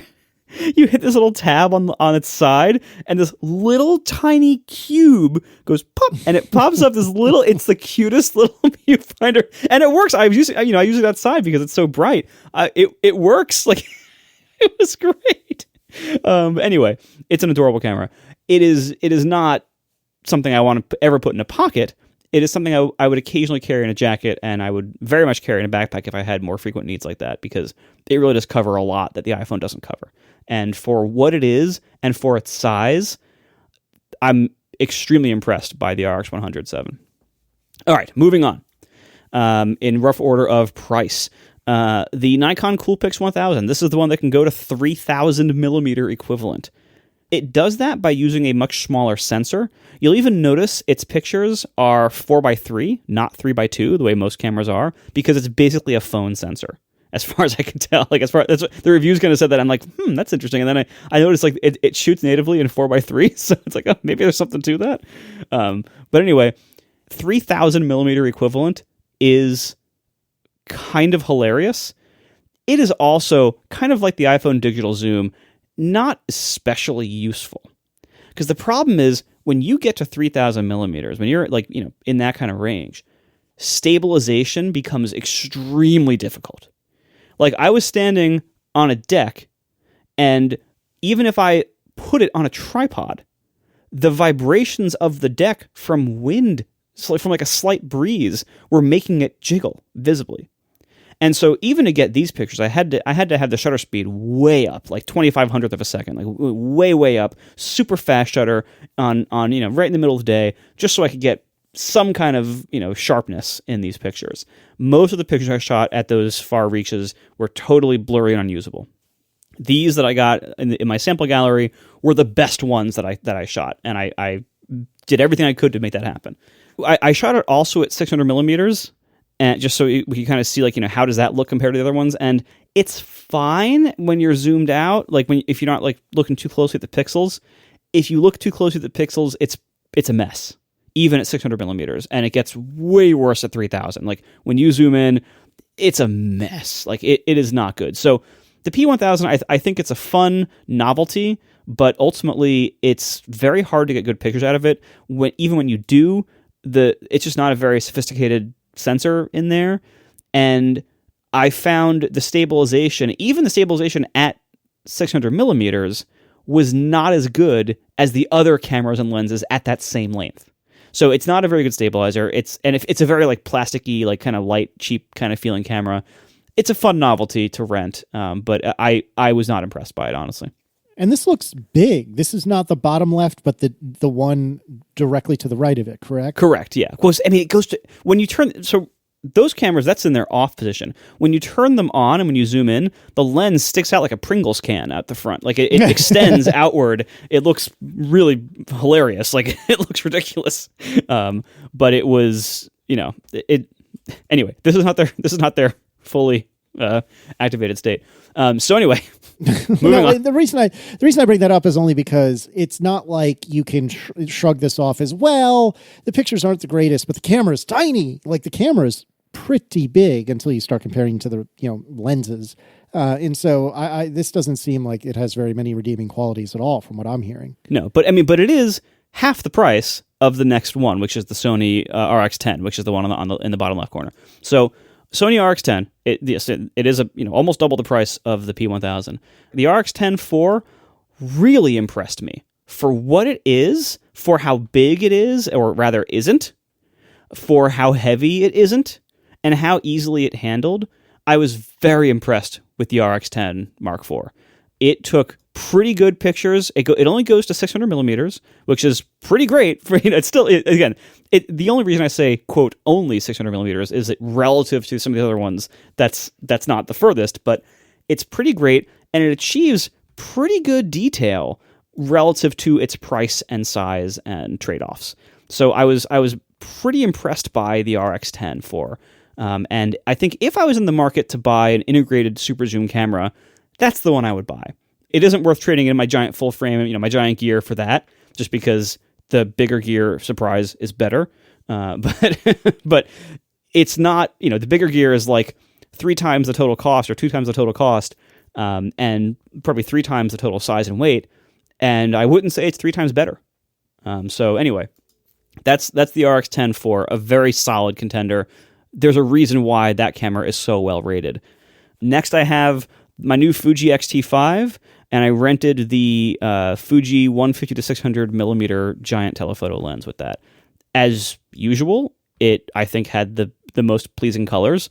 I would say the Fuji 150 to 600 is a substantially sharper and nicer lens than the Sony 200 to 600, even though it is not as optically fast. What's interesting is that because the Fuji is made for its crop sensor cameras, it's made for APS-C size sensors, its 600 millimeters is an equivalent of 900 millimeters. So I shot all these, and you can see like it is more zoomed in. and you get pretty sharp results. It is a little tricky to focus in certain lighting. Again, that's, I think, mostly due to Fuji's focus system, not the lens. But it is surprisingly good and surprisingly detailed. Overall, very impressed by the Fuji. And then finally, I have my trusty old Sony a7R III with its 200-600 millimeter lens. I did 2 sets, one with the teleconverter to get it to 1200 millimeters, and one without the teleconverter. And it did fantastically in terms of detail, like the text on the sign on the right set. The text, I think, is the best on the Sony series, but the lens overall is just not a very sharp lens. Well, you say that, but I was definitely looking at the text and the same thing, and I have to say, the Sony, the very bottom one, either with or without the teleconverter, has sharper text than any of the other ones. Like, so you say, oh, the lens isn't as sharp. Well, the text is sharp. Like, that's why I was looking for text, because we know what text can look like. In particular, if you look at ripcurrents.noaa.gov, the descender in the G in .gov is right on top of a rivet.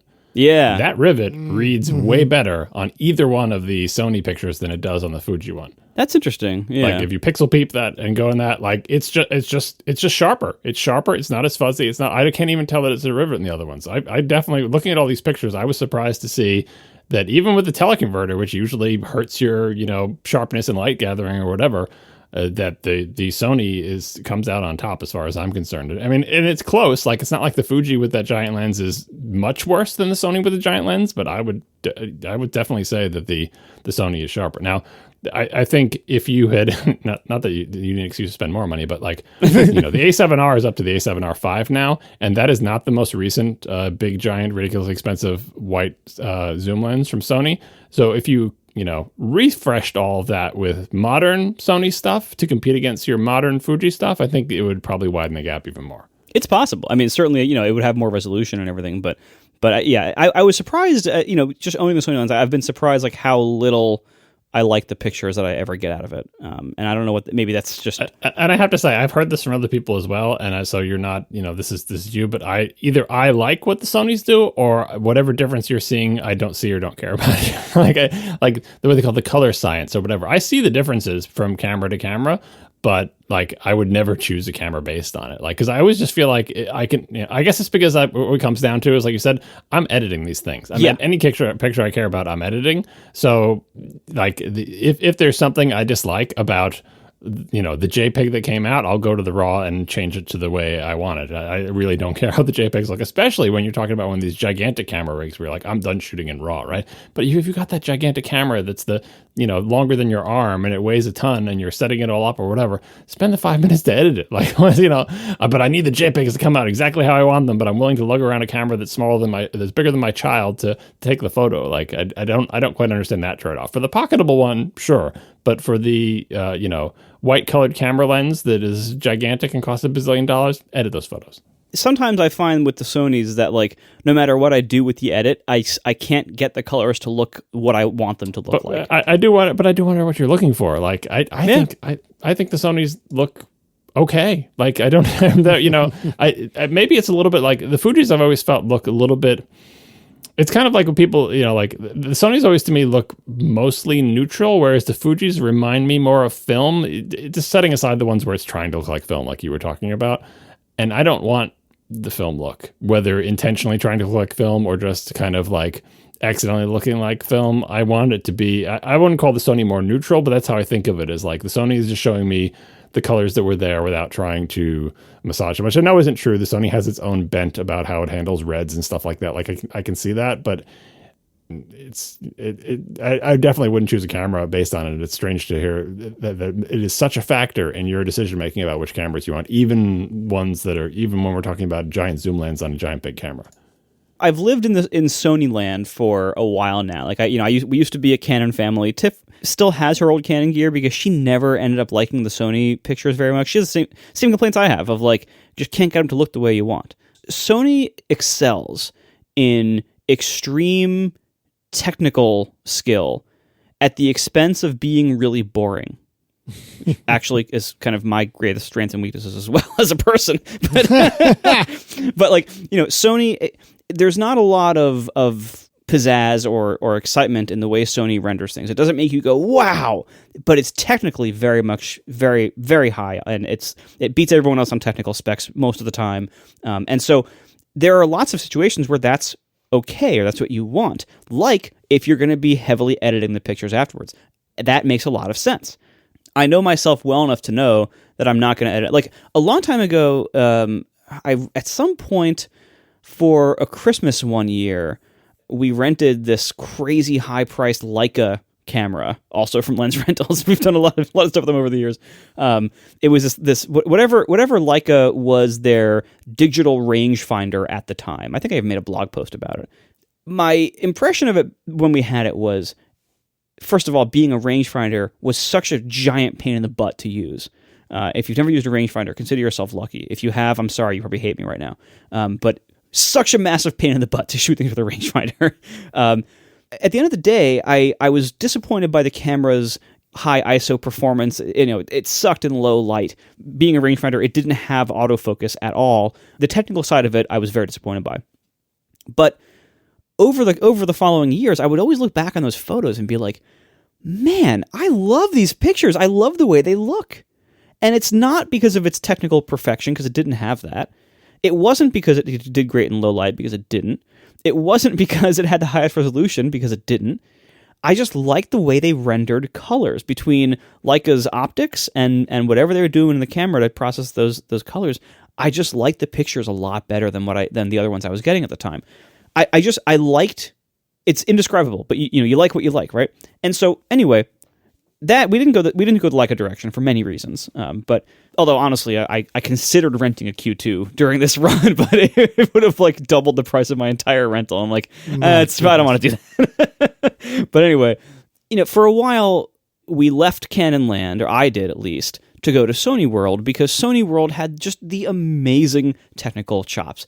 So good in low light. The Sony full frame sensors back like with the first Sony A series cameras were just kicking Canon's butt. They were so much better back in that time, and so that got me over to Sony land. But while I've taken a lot of decent pictures with the Sony, I'm not loving the pictures I get out of my Sony cameras as much as I used to love some of the Canon stuff I was getting, as much as I love those rented Leica pictures, and as much as I love the handful of pictures I've shot so far with the Fuji gear.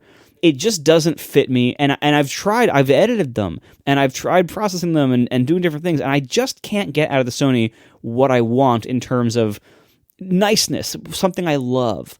It's not about technical specs. I'm not sure this is a good analogy, but when I listen to you say this, it makes me think of the somewhat similar situation in the audio world of people who we've talked about in the past, people who like the smile curve because it makes movies exciting, where you boost the bass and you boost the treble and you dip the mids, and people who want a more neutral sound. And then there are people who think a neutral sound is super boring. And it sounds to me like you like the Leica smile curve and neutral photos seem like poison to you, and that you're unable to reproduce the smile curve when you try to manually edit it. And I would have to think the inability to reproduce the thing you want from a neutral photo mostly comes down to not knowing what it is that you need to do to a neutral photo to make it look like those Leica photos, right? Because it's an indescribable thing that you like it, you see it, you like it, but if you don't know, all right, how do I go from neutral to that? You're never going to be able to do it just by randomly poking at curves and stuff to try to make it happen. Yeah, and part of that is because it's really complicated, and it's like when you try to correct. Yeah, it's not as simple as just push this dial up on the equalizer and you're done, right? Right. Yeah, it's like trying to correct something you don't like about headphones with EQ. It's like you can sometimes do that a little bit, but the whole frequency response and distortion characteristics and reflection characteristics of a headphone are so much more complicated than just the basic EQ controls you have. And that's how I feel with photos. Like I can use something like Lightroom or the built-in Photos app and use the editing controls. I've done that before. I did that for years, and sometimes it would work out for me. Usually not, and it's partly because it's more complicated than that. It's also largely because I'm not very good at it, and I'm never going to be very good at it. So, and you'd have to start from RAW to have a fighting chance, because if you start from the JPEG, you're just, you're screwed. Exactly. So I've decided that my camera journey is I'm going to abandon technical class leadership, I think. and just go with what I love. Go with what gives me the pictures I love. And right now, that is Fuji. And I never tried Fuji before because they weren't leading in the technical stuff. They never had like the best, high ISO noise performance. They usually didn't have the best, megapixel resolution. I didn't really know anything about their lens situation. They didn't have anything full frame. It's funny. They're the only they don't have full frame. They have APS-C, and they went right to medium format. And they have nothing in between. But anyway, I thought for a long time that what I wanted was technical perfection, but I now know what I want is pictures I love. And some of those are going to come from iPhones, some of those are going to come from Fujis, some of those are going to come from random rented Sonys here and there. But I'm getting a lot more of them from Fujis, and my hit rate is quite good. I will give your Sony gear a good home. I will probably be sending some of it to you. First, I'm gonna trade some of it back probably to B&H to get probably to buy this Fuji lens, and then we'll talk. Yeah. All right. Thanks to our sponsors this week: Green Chef, Trade Coffee, and Squarespace. And thanks to our members, once again, big thank you for the members. We've had wonderful membership numbers recently, and we've got tons of great feedback on our member-exclusive episodes we've done recently. Lots of great feedback on the Totoro episode. Lots of great feedback on the food one before that. Like we're on a roll here. So thank you so much to members. You can join at atb.fm/join. We'll talk to you next week. Now the show is over. They didn't even mean to begin, 'cause it was accidental. Oh, it was accidental. John didn't do any research. Marco and Casey wouldn't let him, 'cause it was accidental. Oh, it was accidental. And you can find the show notes at atp.fm. And if you're into Twitter, you can follow them at CASEYLISS. So that's Casey Liss, MARCOARMENT, Marco Arment, SIRAC, USA Syracuse. It's accidental.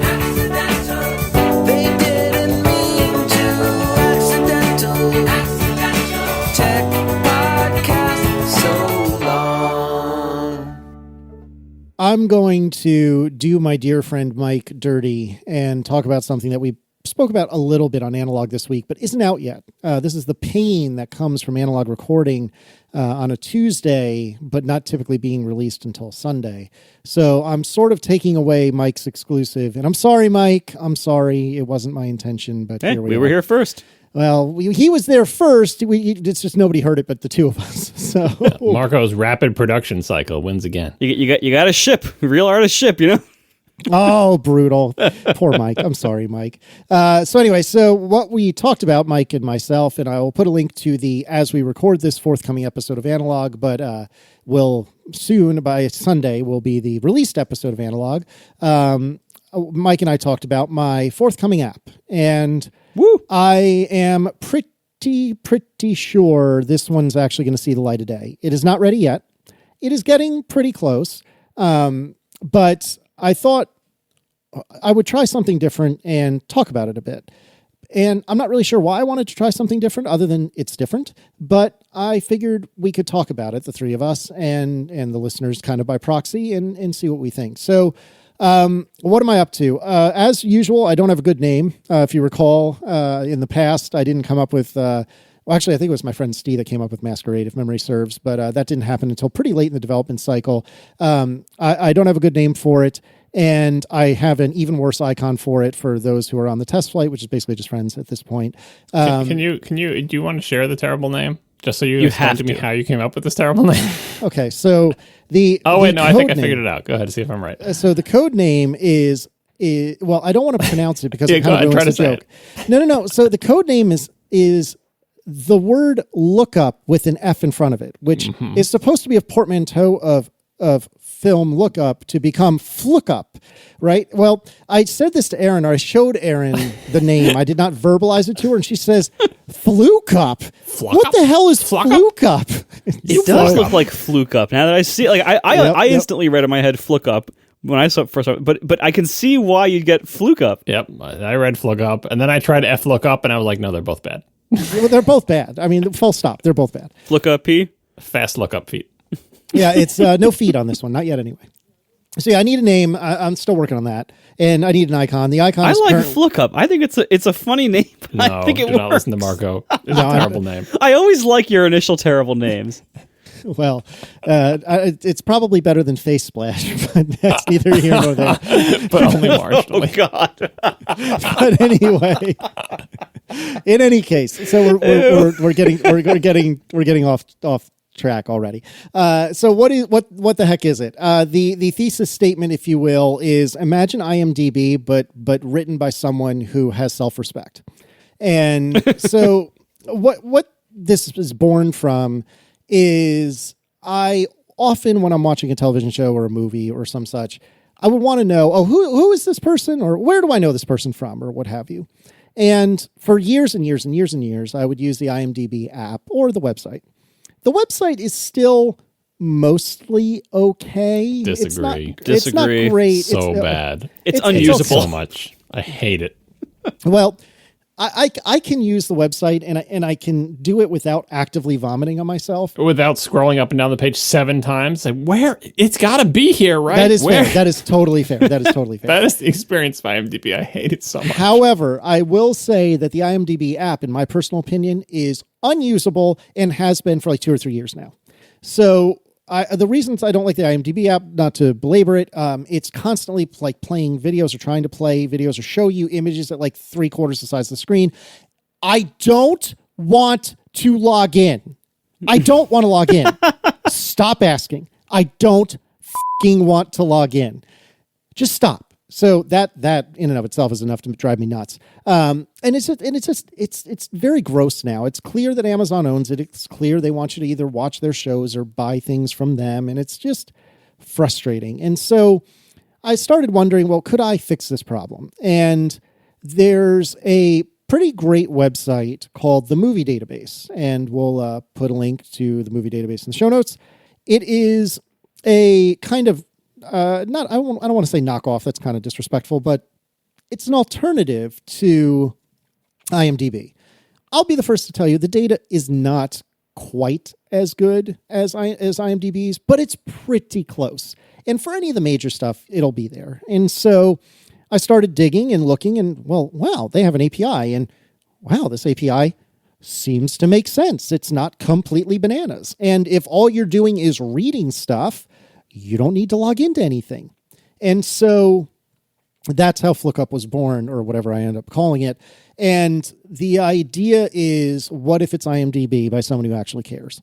And it lets you look up TV, movies, episodes of TV shows, seasons of TV shows, and people as well. And I started, the first commit, I should have this handy, I'm sorry, but the first commit on this was something like January 25th or thereabouts. And I think I am in a position that, barring the name and icon, I could send this to app review in the next few days, I think. So I am pretty darn proud of how fast it's come together. It's 100% Swift UI. I'm literally not using UIKit for anything as far as I can recall. It's using async await, which has gone really, really well. And I'm just really enjoying writing it. And I'm having a lot of fun with it, which is cool. The most interesting thing at the moment is, how do you monetize it? But actually, I should interrupt and say, do you two have anything you want to talk about, add, or ask before I start talking about monetization? Yeah, first of all, I will nitpick. When you sent me the very first version, I nitpicked a few things. I did my trademark video tour. I've been holding back until things calm down a little bit to send my final design nitpicks. But this is coming together really well. I think this might be your best app yet. I mean, it's really good. And it's very useful. And I think this is going to be useful to a lot of people. This could be it, and I'm happy to hear that you've quote only worked on it for about 3 or 4 months now, because that's how to become a successful iOS developer, is try stuff. You got to put stuff out there. You got to try it and see what's going to work and what's going to stick, what's going to find an audience, what's not. That's what you got to do.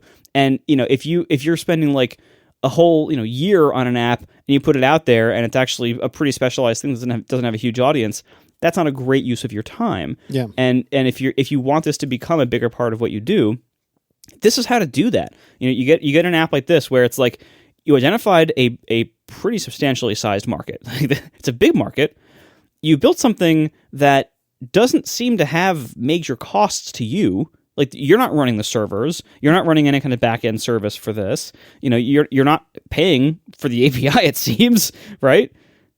So there's a whole story there. We'll get back to that. But suffice to say, so far, that is correct. Right, so there's that. And you made something that looks and feels pretty good without taking a ton of time to do it. That's a great story. And the result is really good. Like, it's very useful. It is something that...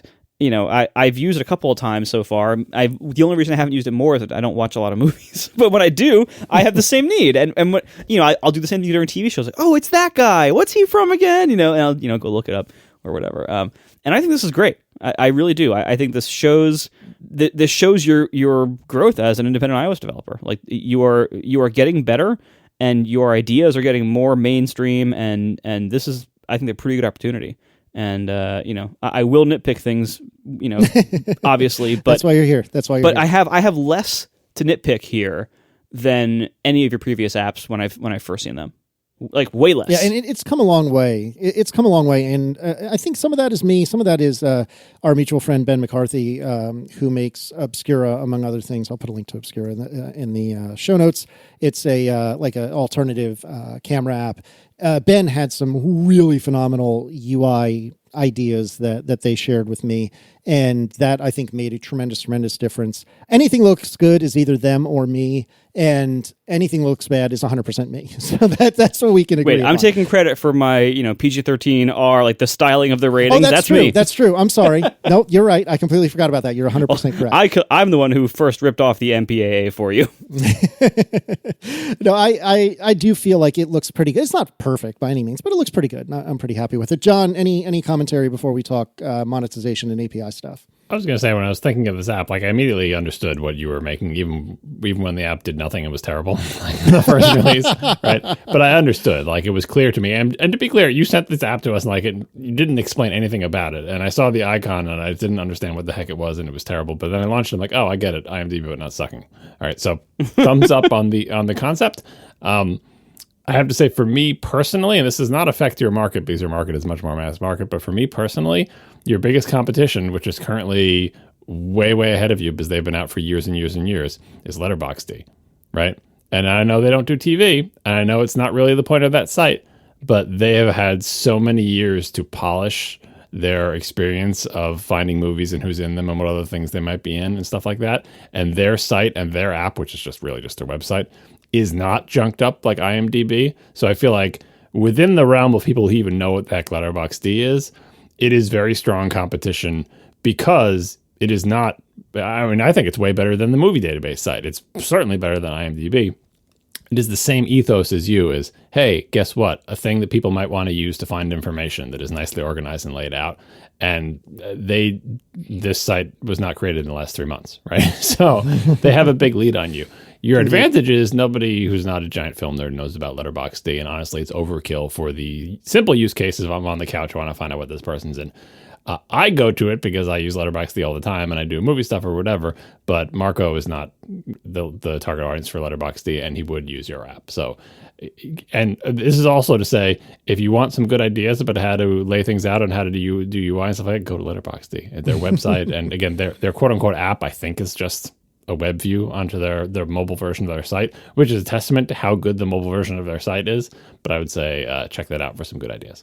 Oh, I should do that. Yeah, it's funny because a lot of the people that I've sent the beta to seem to, the cross section between my friends and Letterboxd users seems to be quite strong. I am not a Letterboxd user. It's not something I think I need or want in my life, but I can totally understand why one would want it. Like I use Goodreads fairly religiously to track the things that I've read, and it's a very similar idea.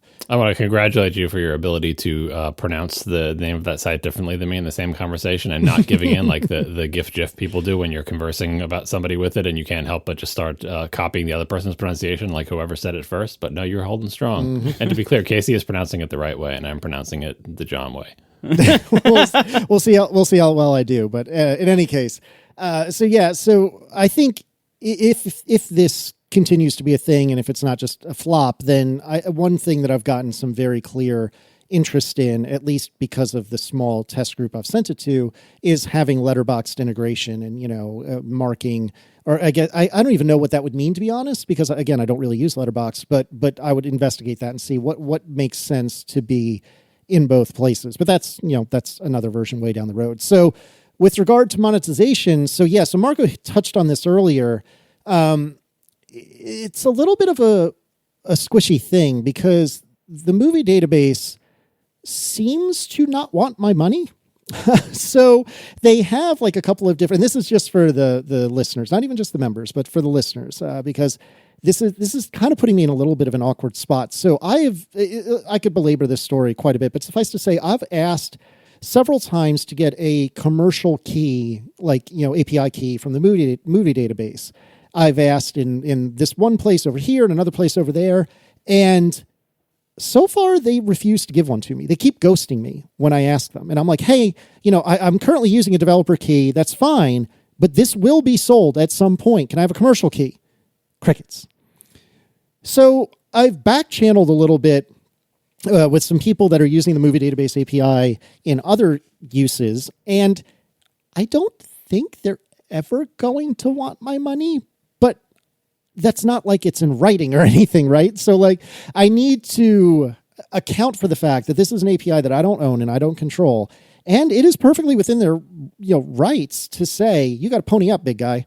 So since this is something that hopefully people would use a lot, and hopefully a lot of people would use, I need to have some sort of recurring revenue. I don't want to be put in a situation where suddenly my weather API, so to speak, not in a literal sense, the weather app with the weather API that goes from free to not free to, oh my gosh, expensive.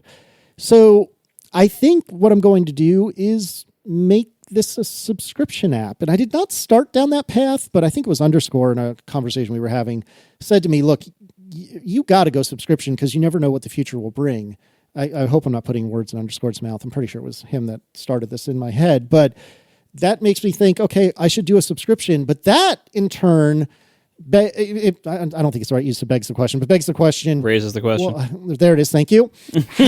How much does one charge for this? And honestly, I don't have a great answer because, I was looking at, what can I think of as something that has a clear and obvious cost, recurring cost to the company, and even an end user would understand that. And how much does that cost? Well, there's an app called Overcast that has a clear and recurring cost to the person or persons that run Overcast, and I should look at how much that is. And no, you shouldn't. If I'm not if I'm not mistaken, Overcast is $10 a year. So to me, that sets a high threshold that I don't think I should be even that particularly close to $10 a year. But then where should I be? And honestly, I don't know. I'm not sure. See, I get what you're saying. It was like, oh, I have a comparable, as they say in the real estate industry, but it's not comparable. Setting aside whether Marco's pricing is right. It's not. Right. But like, here's the deal. Like, no one who is interested in buying your app knows or cares what Overcast goes for. Yeah, they're not competitors. They might not even know Overcast exists, right? It's the question. Not that this makes it easier, but I'm just saying the question is, how much are people willing to pay for an app that does what your app does? When there's a very, very clear free alternative. And that has almost no connection to how much are they willing to pay for a podcast app that does what Overcast does. Sure. And then the second question is Overcast charging the right amount? It's not. So, and I'm assuming, Marco, you think you should be charging more? Yeah, definitely. I agree. Okay. When I launched Overcast Premium, God knows how many years ago, subscriptions for, non-content apps, like, subscriptions for like, newsstand apps were common, stuff like that. But like subscriptions for like regular app functionality, that was not that common still back then. And $10 a year felt like a bit of a reach, but like a doable reach. So I did it. Now, I mean, look, I just told you, 5 hours ago when we began this episode, I just told you that there was this app that made the EDR photos for me. It's a like one feature app that I'm going to use here and there occasionally. It's $3 a month or $30 lifetime, and I jumped right for the $30 lifetime purchase. But if I didn't, it was $3 a month. Like that, and I'm charging $10 a year for an app that people use typically, multiple hours a day. The comparison, as John said, is not, super direct between what many different apps do. But if I was launching today, I would not charge $10 a year. I would probably, I mean, look, even my competitors, like if you look at other podcast apps that charge money for anything at all, I'm cheaper than all of them. For like the premium feature set, I think all of us are like free up front now, but the premium feature set, I'm by far the cheapest. I think, I think by half or more. And so, if I were doing this today, I would probably go to 20 a year, maybe, or maybe I'd have some kind of monthly. I don't know. Maybe I'd have to do like a free trial, which I still have not done. So I don't know necessarily what I would do. But it wouldn't be $10 a year. It would be substantially more in some way. That being said, Overcast is not $10 a year. Overcast is free with ads or $10 a year. Mm-hmm. You can put ads in this, and that's what most people would do. And it would be, you would crap up the experience and be exactly what you are trying to not do. Exactly. But you would make some money from ads. Like that's the thing. And you could have, most people would leave them, and you'd make, a few pennies here and there from those people. And then people like me who are jerks about ads, not wanting to see ads in my apps if I don't have to, we would pay for whatever the unlock would be. And that would be it. And you get some purchases for the no ads purchase, and you get some purchases for the ads, or some money from the ads, and that would be it. That is probably the best way to do it. Whether you'd want to do that or not, it's a different story. But that's like, if you want to maximize your money, that's what you should do: is put ads in it, and tolerate some crappiness. But again, that's not the way to make the best app necessarily. That's the way to make the most money. So you complete the trifecta of not taking any pricing advice from your podcast co-hosts. The tiny number of people who use my two apps run them 24 hours a day, 7 days a week. So I should be charging tons of money. Instead, it's a one-time price that never repeats. So don't price like my apps, and apparently don't price like Marco's apps. Well, I guess he's saying yes, price like his app, but don't price just like the premium portion of his app. Don't forget there's the free part with ads. Yeah. And by the way, what you said a minute ago about you don't know what the future holds in terms of your API access to the service that your app depends on and is useless without. To me, that's a giant red flag for a subscription purchase. Because, what just happened with the Twitter apps? Like that were cut off and had to refund. And I would say, even if that API is free forever, even if, they never charge you any money for it. And I would say that any app, and setting aside what Marco was just saying, is that, look, every app charges subscriptions no matter what they do now. But any app that accesses a third-party API that you don't control should charge a subscription. It doesn't have to be expensive subscription, but it should charge a subscription. It could be $1 a year, but whatever it is, because that app is guaranteed to require some kind of ongoing maintenance above and beyond the just keeping up with the latest version of iOS, because APIs change, unless they're dead. I mean, if the API is dead, then you have separate problems, right? Because APIs change, and that means you'll have to update your app, or you'll want to update your app. Like there's, you are essentially writing on top of a thing that you don't control. We're all writing on top of the Apple platform, and we have to keep up with those changes. We have no choice. But I think once you go the extra step of saying, oh, and by the way, my app is essentially a front end for an API that has nothing to do with me, you will have to, ride that bear in the Steve Ballmer sense. You will have to continue to chase that API. Wherever that API goes, you don't have control over it. And wherever it goes, you have to follow it, or your app doesn't work or breaks or is worse. And so that argues for, unless you're just going to give up on the app after a year or something, that argues for some tiny little subscription fee or a one-time purchase that's enough to fund your ongoing maintenance and development for what you think the life of the app is going to be. Yeah, and that's what makes it tough, is if I knew for sure that it was free forever, I would probably just charge, like I always do, like a one-time fee and call it a day. But even leaving aside, or even considering the Twitter debacle from a month or two back, I still feel like it makes sense to account for the possibility of, they've decided to charge me.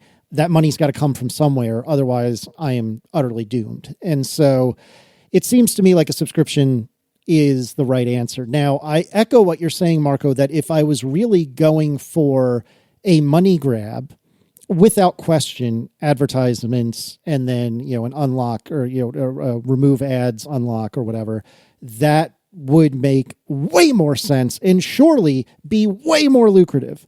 But I just don't want to do that, I don't think. And that's fair. That's a totally valid answer.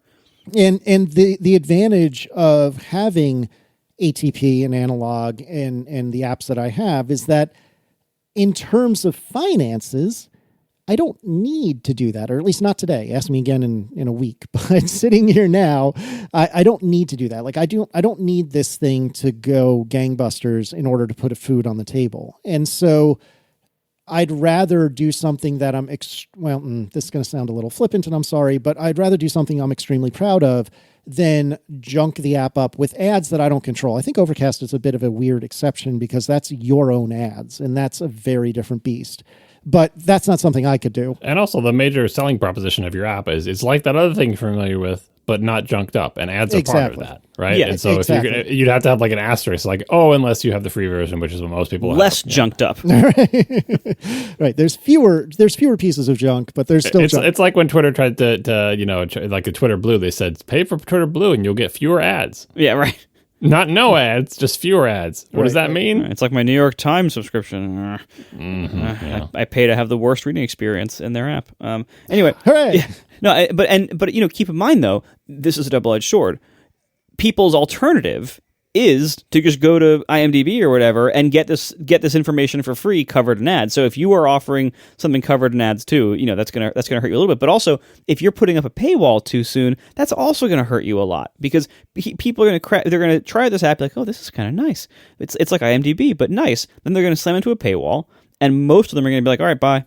And that's it. Like, exactly right. So it is gonna, like, if your paywall is too aggressive, people are going to bounce right out, and then word of mouth isn't going to happen, ranking isn't going to happen, and no one's going to use it. If you have the paywall be too generous and give too much away for free, you'll make no money because nobody will go past the paywall. So it's a hard thing to do. Look, developers have debates and arguments and anguish about this all the time because this is a very hard problem to solve. And look, it took me a long time to get it right in Overcast. It took me like 3 or 4 years before I came up with the system I have now. That fortunately does work for me, but it took a while to get there. It took a lot of attempts, a lot of different systems to do it. So I can't necessarily say anything's going to work. I think ads, the ad-based business model with the option to pay to remove them is the cleanest conceptually. And it is the best in terms of maximizing the number of people you will get to install the app, the number of people who keep it installed and who will keep using it, and the number of people who, and the amount of money you make. Like, all of that will be maximized if you have ads and an option to remove the ads for some, X per year or X one time or whatever. That will make you the most money and get you the most users. But if that's not the app you want to make, then don't do it. That's not, no one's forcing you to do this. So you should make the app that you want to make. And so I totally get that. So the question is then, what do you do? Subscription does concern me from the point of view of the API thing. Like, that's part of why the ad option makes that really clean. As long as the app works, you are seeing ads and we are making money. As soon as the app stops working, you'll stop using it and everything stops. And that's clean, anything you do involving taking people's money is going to be less clean than that. and could bite you in the butt if things go badly down the road with the provider. I wouldn't worry about that, especially if you stick to monthly and don't even do an annual or something. But like whatever, like the whole thing where Apple's going to refund everybody for the Twitter apps because they shut it down or whatever. That's an extreme scenario, and I feel like the odds of that happening again are low. And if they happen, yeah, you just eat that. And if you're not expecting this to be like your main source of income that's going to bankrupt you if that happens, then you would just be like, oh, that'll be a bummer if it happens. But honestly, the odds of it are so low. Like, is the movie database run by a giant jerk? Like, probably not, or at least not an Elon Musk caliber jerk. So I wouldn't spend too much time fretting about that. I mean, so many apps on the App Store have subscriptions, and many of them have a thing that if it was run by a jerk like Elon who cut the thing off with nobody noticed, they'd be in the same situation. It just doesn't happen that often. That's why it was so shocking when he did it, that it is not a common thing, and I don't expect it to be a common thing. So I wouldn't lose too much sleep over that. Well, and furthermore, I think the difference is that even if that were to happen, it is unlikely, not impossible, but unlikely it would be flick of a switch like it basically was for the Twitter apps. I think in all that's what I'm saying. They'd phase it out and you can sunset the app and it would, whatever. Yeah. So the other thing to consider is, when we, fancy iOS people, when we Apple enthusiasts and podcasters in this space, like when we think about value of an app, we are thinking of it from our perspective, from what we think is valuable, from what we think is a reasonable price, and from the quality level that we set for ourselves as kind of a community. If you look at the App Store, it's not that. It's very far from that. Pretty much everything else in the App Store, it's a ton of garbage with massive quantities of ads, tricky upsell things that try to shove you into a subscription deceptively, and then every app wants like $2 a week from you. Like, oh, you want to be able to crop photos? $5 a week. That's the App Store. That's the market you're in. Most people's phones are filled with garbage apps to crop photos and stuff that are, these thinly veiled subscription scams that are full of ads and are charging them $6 a week and just like extracting as much as possible from you. Like that's most of the App Store. So first of all, it doesn't take much to be better than that. Second of all, that's the price expectation or ad expectation that people have of apps, because that's what most apps are. Most apps are not the boutique apps from people who we know on formerly Twitter and now Mastodon. That's not most apps. Most apps that most people are using are big corporate apps like Facebook stuff that are just their own form of specially abusive garbage. And then the huge long tail of all the garbage photo cropping apps that, are full of these, massive weekly subscriptions and stuff like that. So that's the market you're playing into here. So it's tricky. It can be tricky to figure out what's right for you. I think if you really don't want to do ads, which it sounds like you don't, and that's fine again. If you really don't want to do ads, then do a subscription, but keep in mind with the pricing of it that a lot of people are going to bounce right off. I mean, there is kind of an argument to be made for a one-time purchase because I think people are so burned by subscriptions recently. I think a one-time purchase is seen as refreshing to a lot of people. And since you don't have ongoing server costs for this now, and you probably will... Yet. Well, and then maybe you could change your mind down the road, but like, since you don't have ongoing costs now, there is something to be said for that. But I think ultimately I would probably agree with the underscore, like, you should probably have recurring revenue.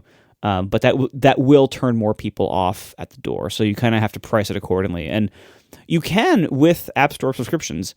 They recently did add the option, which I think I might at some point use, that you can raise the price of a subscription without losing all your old subscribers. You couldn't do that before. You couldn't do that before about, I think, a year or two ago.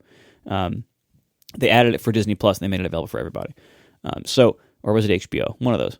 Anyway, one thing you could do, like, because my worry with subscriptions would have been like, if you're charging people, a $1 or $2 a month, and then you all of a sudden have to pay for your API access, and it's more than that, that could be a problem for you. Right. But you don't have to worry about that. So what I would say is start people on a subscription plan, but make it a really cheap one. If you have to raise prices down the road because some API cost happens, so be it.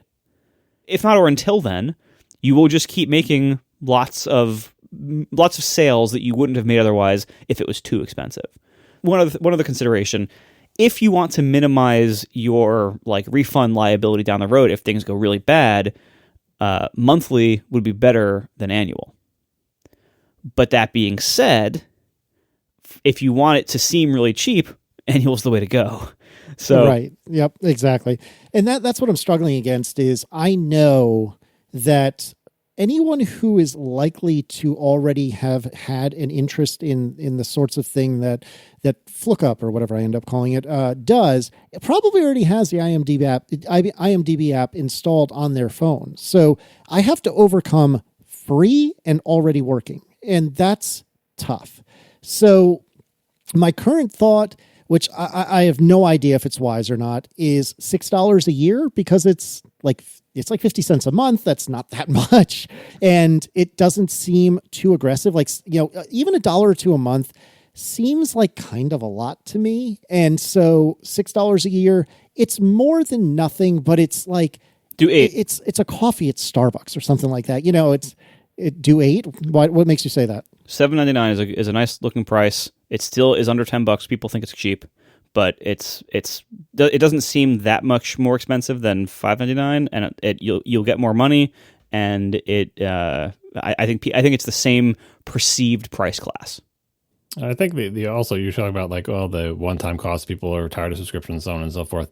It depends on how you're looking at the app, because if you start with a subscription, even if you price it like high that it scares a lot of people away, if the app has any kind of success at all and you decide, yes, this is worth me working on, you can make the app grow into your price.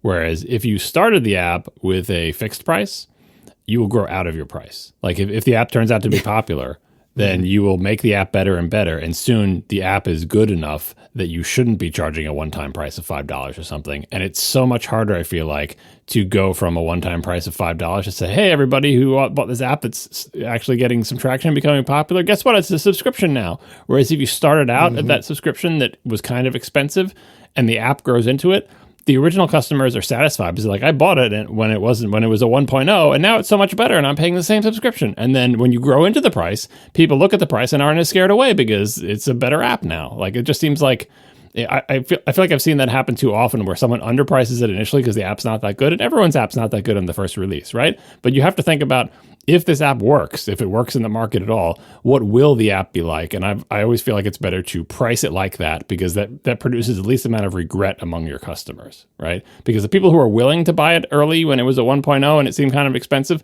they'll be happy when your app improves and grows into it. And the people who weren't, they'll only arrive after your app goes into its price. But in both of those scenarios, everyone more or less is satisfied with and understands the deal. Whereas I hate seeing apps that's like, oh, it's just a 1.0 and it's not that good, so it's a $3 one-time purchase. And then like 2 years into development, the app is amazing and the developer's not making any money because, the development costs and the maintenance overhead is high, but they feel like they can't increase the price, let alone go to subscription. Because you know what happens when you go from a fixed price to subscription, everyone hates it. Yeah. And that's the other thing I'm looking at is, I don't ever want to have to renege and go into subscription. It's another thing if I choose to, I'm making this up, but if I choose to do like a forever unlock for $100 or something like that, again, I'm making this up, that I feel like that's different. But to go from a one-time only IAP to, oh, just kidding, I'll need your money periodically now, that's just really, really hard. That's just really hard sell. You buy my apps for the forever unlock price of $5. Oh God, I'm still regretting. Like, I sold for I think 1 year, Overcast's first year in 2014. I sold a $5 unlock. How did I not buy that? Is it because I was on the beta?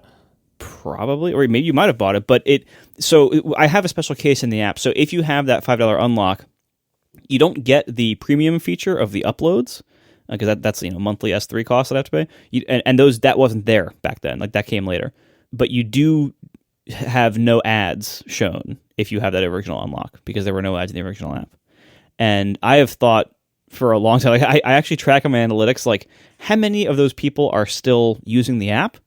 And it's a lot of people. Like it's a substantial portion of my user base. And I've thought for a while, like, I should really end that ad exclusion from them, because these people paid $5 9 years ago, and I'm now like literally just 5 days ago, my web host just raised prices 20% for no reason.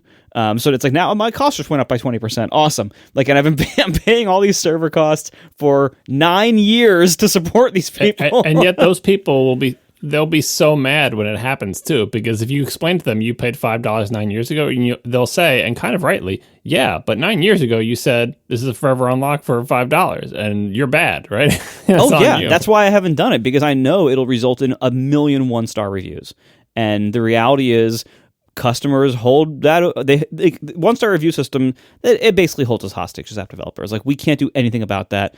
That's why I haven't done it. Like, I'm losing money every single time those people use my app, but it's not worth the hostage situation of having all these people 1-star review me and kill my business. So I can't really do it. I just have to support them forever. So Casey, don't do that. Maybe I think John. But at least but again, like, you don't have server costs yet, at least, to worry about. So that's a huge difference. But you do have that API to chase. Like, I mean, you're like, oh, they'll be free forever. Does that mean it won't change forever?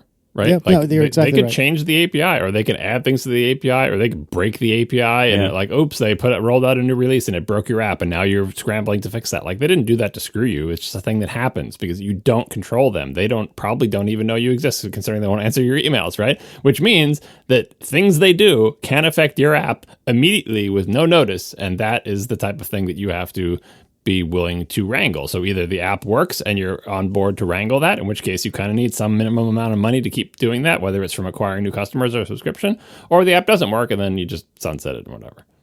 Right, exactly. And so that's why I'm leaning towards subscription. And for what it's worth, I was always planning on having like a 1 week free trial, but it's still tough because I still need to have some amount of functionality that is there to give you a taste, so that when I present the paywall, you're not like, no. And so in a Slack that we're all a part of, I've been going back and forth with a few mutual friends where, initially I was told, and I think justifiably, well, my paywall was too aggressive, too soon, etc. And my thinking at the time was, well, that's what the 1 week free trial is for, but I can see how that would appear to be exploitative, and that it would appear that I'm just hoping and praying that people forget to cancel that free trial. And so I wouldn't characterize it that way for the record, but go ahead. I'm happy to be convinced that I'm wrong about this as well. But so I moved the paywall back a little bit, but then, some mutual friends were saying, well, you've moved it back so far that now I probably would never bother paying for the app at all. And that's also not good. So I'm having a bit of trouble figuring out where is the appropriate line, and where do I say, tough noogies, you're going to have to sign up now. I haven't been in that conversation too much. I've seen a little bit of it, but has the idea come up of, which used to be very common in shareware type things, of allowing the full functionality a limited number of times, and saying if someone actually wants to buy the app, they'll use it more than that number of times, and so they get to experience the full breadth of the functionality. But then after they use it the 5th time, it's like, okay, well, you've used up your 4 free uses for the day, or whatever, like that type of thing, where you're not simply choosing functionality that is in front of or behind the paywall, but instead like following usage patterns and saying you can use the app this amount over this period of time for free, but once you exceed that, you have to pay, presuming that someone who gets enough utility of it will use it more than that number of times and hit the paywall, but they will hit it after having experienced the full functionality of your app. You know what I mean? Yeah, and that actually was recommended earlier today, and I'm probably going to go that route. I got to see how ugly it would be to implement, but you're just moving the problem to a different place, which is like, okay, but what is the right number of uses? Exactly. Over what period of time, right? Because what if someone watches like one movie a week, they're never going to hit it, right? That's exactly right. And I think it would be a fairly small number. Like it would be enough for what I would consider to be a day or two of average use. And then again, I would stick with the free trial, I think. And if people really only use the app for a week and a day or something like that, and then that's it, okay, then maybe it's not for them. Like, I don't want to take your money unless you want to. I want you to give me your money. I don't want to take your money. You know what I mean? And what Marco was saying about what the App Store is actually like. What the App Store is actually like is you launch the app and you can't do a single damn thing until you absolutely positively agree to start a free trial right now. which is closer to the way this was. That's how the App Store works. Like, there's so few apps, you can't even see what the UI looks like until you agree to pay for the in-app purchase, which has a 7-day free trial, which is nice, and you can cancel and pay nothing.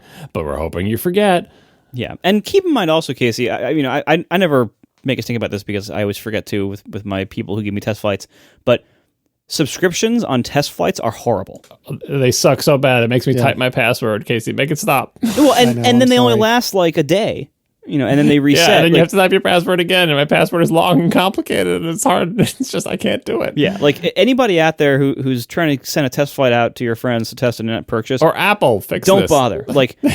Just don't even bother, because a test flight paywall sucks. It's impossible. It drives people crazy. You will lose everybody. Everyone will jump off your beta. It's hard enough to get people to keep beta testing your app. Like, a paywall instantly makes all your friends say, forget it, and they quit and they move on. But of course, you want to test the IAP, so you actually do want people to test it, but they don't want to do that because it's not like the real experience. The real experience, you can pay by like double tapping the home button and using your face, but not in test flight because reasons that Apple, so it's just this is just a beta tester thing, but it's not, regular customers don't have to deal with this. But I've seen a couple different approaches. One, to make the restore purchases thing, just always say yes, totally, you're fine, right? So you leave all the paywalls in there, but then you present people with restore purchases, and anybody who taps restore purchases says, oh, you totally paid. And then so it avoids the whole authentication problem, but then you're not exercising your IAP flow really. So right, exactly. It's a pain. Yeah, there's no good answer. The good answer is for Apple to make test flight IAP work like the real one does. Yeah, exactly. I'll have to add some sort of hack. I hadn't considered that, but you're exactly right. No, but honestly, I mean, the whole idea of having it be basically you have to subscribe to do almost anything, but it's a free trial, that's fine. I don't think that's that bad of a solution. And there's a reason why so many apps do that, because it works. It's effective, and people like free trials. Like, people like that. Like, that's not a bad idea, honestly. And so many apps, as John was saying, so many apps in the App Store, that's how they work, that are way crappier than yours, that have way less value to people. But you don't have to put it literally the first thing that they see. Like, you can give them 1 or 2 searches for free, and then make it a third thing they see. Yeah. Yeah, and that's the thing is, so at first my thought was, I forget exactly where I put the line, but basically you can search, but you can't drill into anything. Like, it'll show you search results, but then you don't get to see. So let's say I did a search for Ryan Reynolds. You could see that, Ryan Reynolds is right there at the top. That's what I expect. But the moment you try to drill into Ryan Reynolds and see the details about Ryan Reynolds, then it would throw up the paywall, which is, I think, probably a little too aggressive. So now, what I was thinking is, in the way it currently is, which is probably too lenient, is, you can see the results. Like, you can go from search to details, but anything that's linked from there. So if you're looking at Ryan Reynolds, you couldn't drill into Deadpool or any of the other roles that he's had. At that point, when you try to drill into one of Ryan Reynolds' roles, then it would throw up the paywall. But then that means, worst case, you just go back up and search for Deadpool, and then you get to see Deadpool, And so I think that's a little too permissive, and I'm not sure what the right answer is. But I mean, certainly in a Slack that we're all a part of, there was a visceral reaction that a free trial alone and putting up the paywall that quickly was absolutely the wrong answer, and I'm a fool for even thinking it was okay. So I don't know. I gotta figure out what the right answer is, and obviously I don't know. And keep in mind also, once you've decided, all right, I'm going to go subscription with a free trial of this duration with this annual price, then you can tweak the rest of it afterwards. Like, you can ship that way, and all right, this is the business model. Period. But then the detail of how much do you get for free? When do I show the paywall? That can change over time. You can play with that. Yeah, that's exactly right. So I don't know. We'll see. But I'm excited for it. I think it was Marco, but one of you said this earlier. This, I think, has an even bigger space or potential market than anything I've done so far. Vignette was different, but that was short-lived and that got sunset real quick. But if you look at Peekaview, it's parents or people who hand their phones to other people a lot. And then Masquerade, it's people who actually care about privacy, which these days is almost no one. And I'm not saying that everyone in the world is looking for an IMDb replacement, but I think it's probably more people than are looking potentially for either of my other apps. And so Here again, ignorance is bliss /liss. Don't. Sitting here now, No list puns. We're not doing that. So sitting here now, I'm hopeful, and again, I'm proud of the work. Like whether or not it's interesting to anyone, I'm proud of the work, and even if it ends up being a complete flop, I do think I'm getting better at my craft, which is what you were saying earlier, Marco, and I appreciate you having said that. I think I'm getting better at my craft, and I am proud of that. It is not a perfect app. It is not flawless. It probably has bugs somewhere, although it's been reasonably bug-free so far, which I'm pretty proud of. But it's the best I think I've got going so far, and it's a little bit better, if not a lot better, than Masquerade, which was, I think, a little to a lot better than Peekaview. And so I'm making progress, and I'm pretty happy about that. And even in a worst case scenario, this doesn't take off, ATP suddenly goes away, analog goes away, and I need to find a big boy job again, then I have something to show for what I've been doing for the last several years, right? And well, in this case, the last couple of months, but more broadly, the last several years. And I think that's a positive thing as well. And I'm learning how to use new stuff.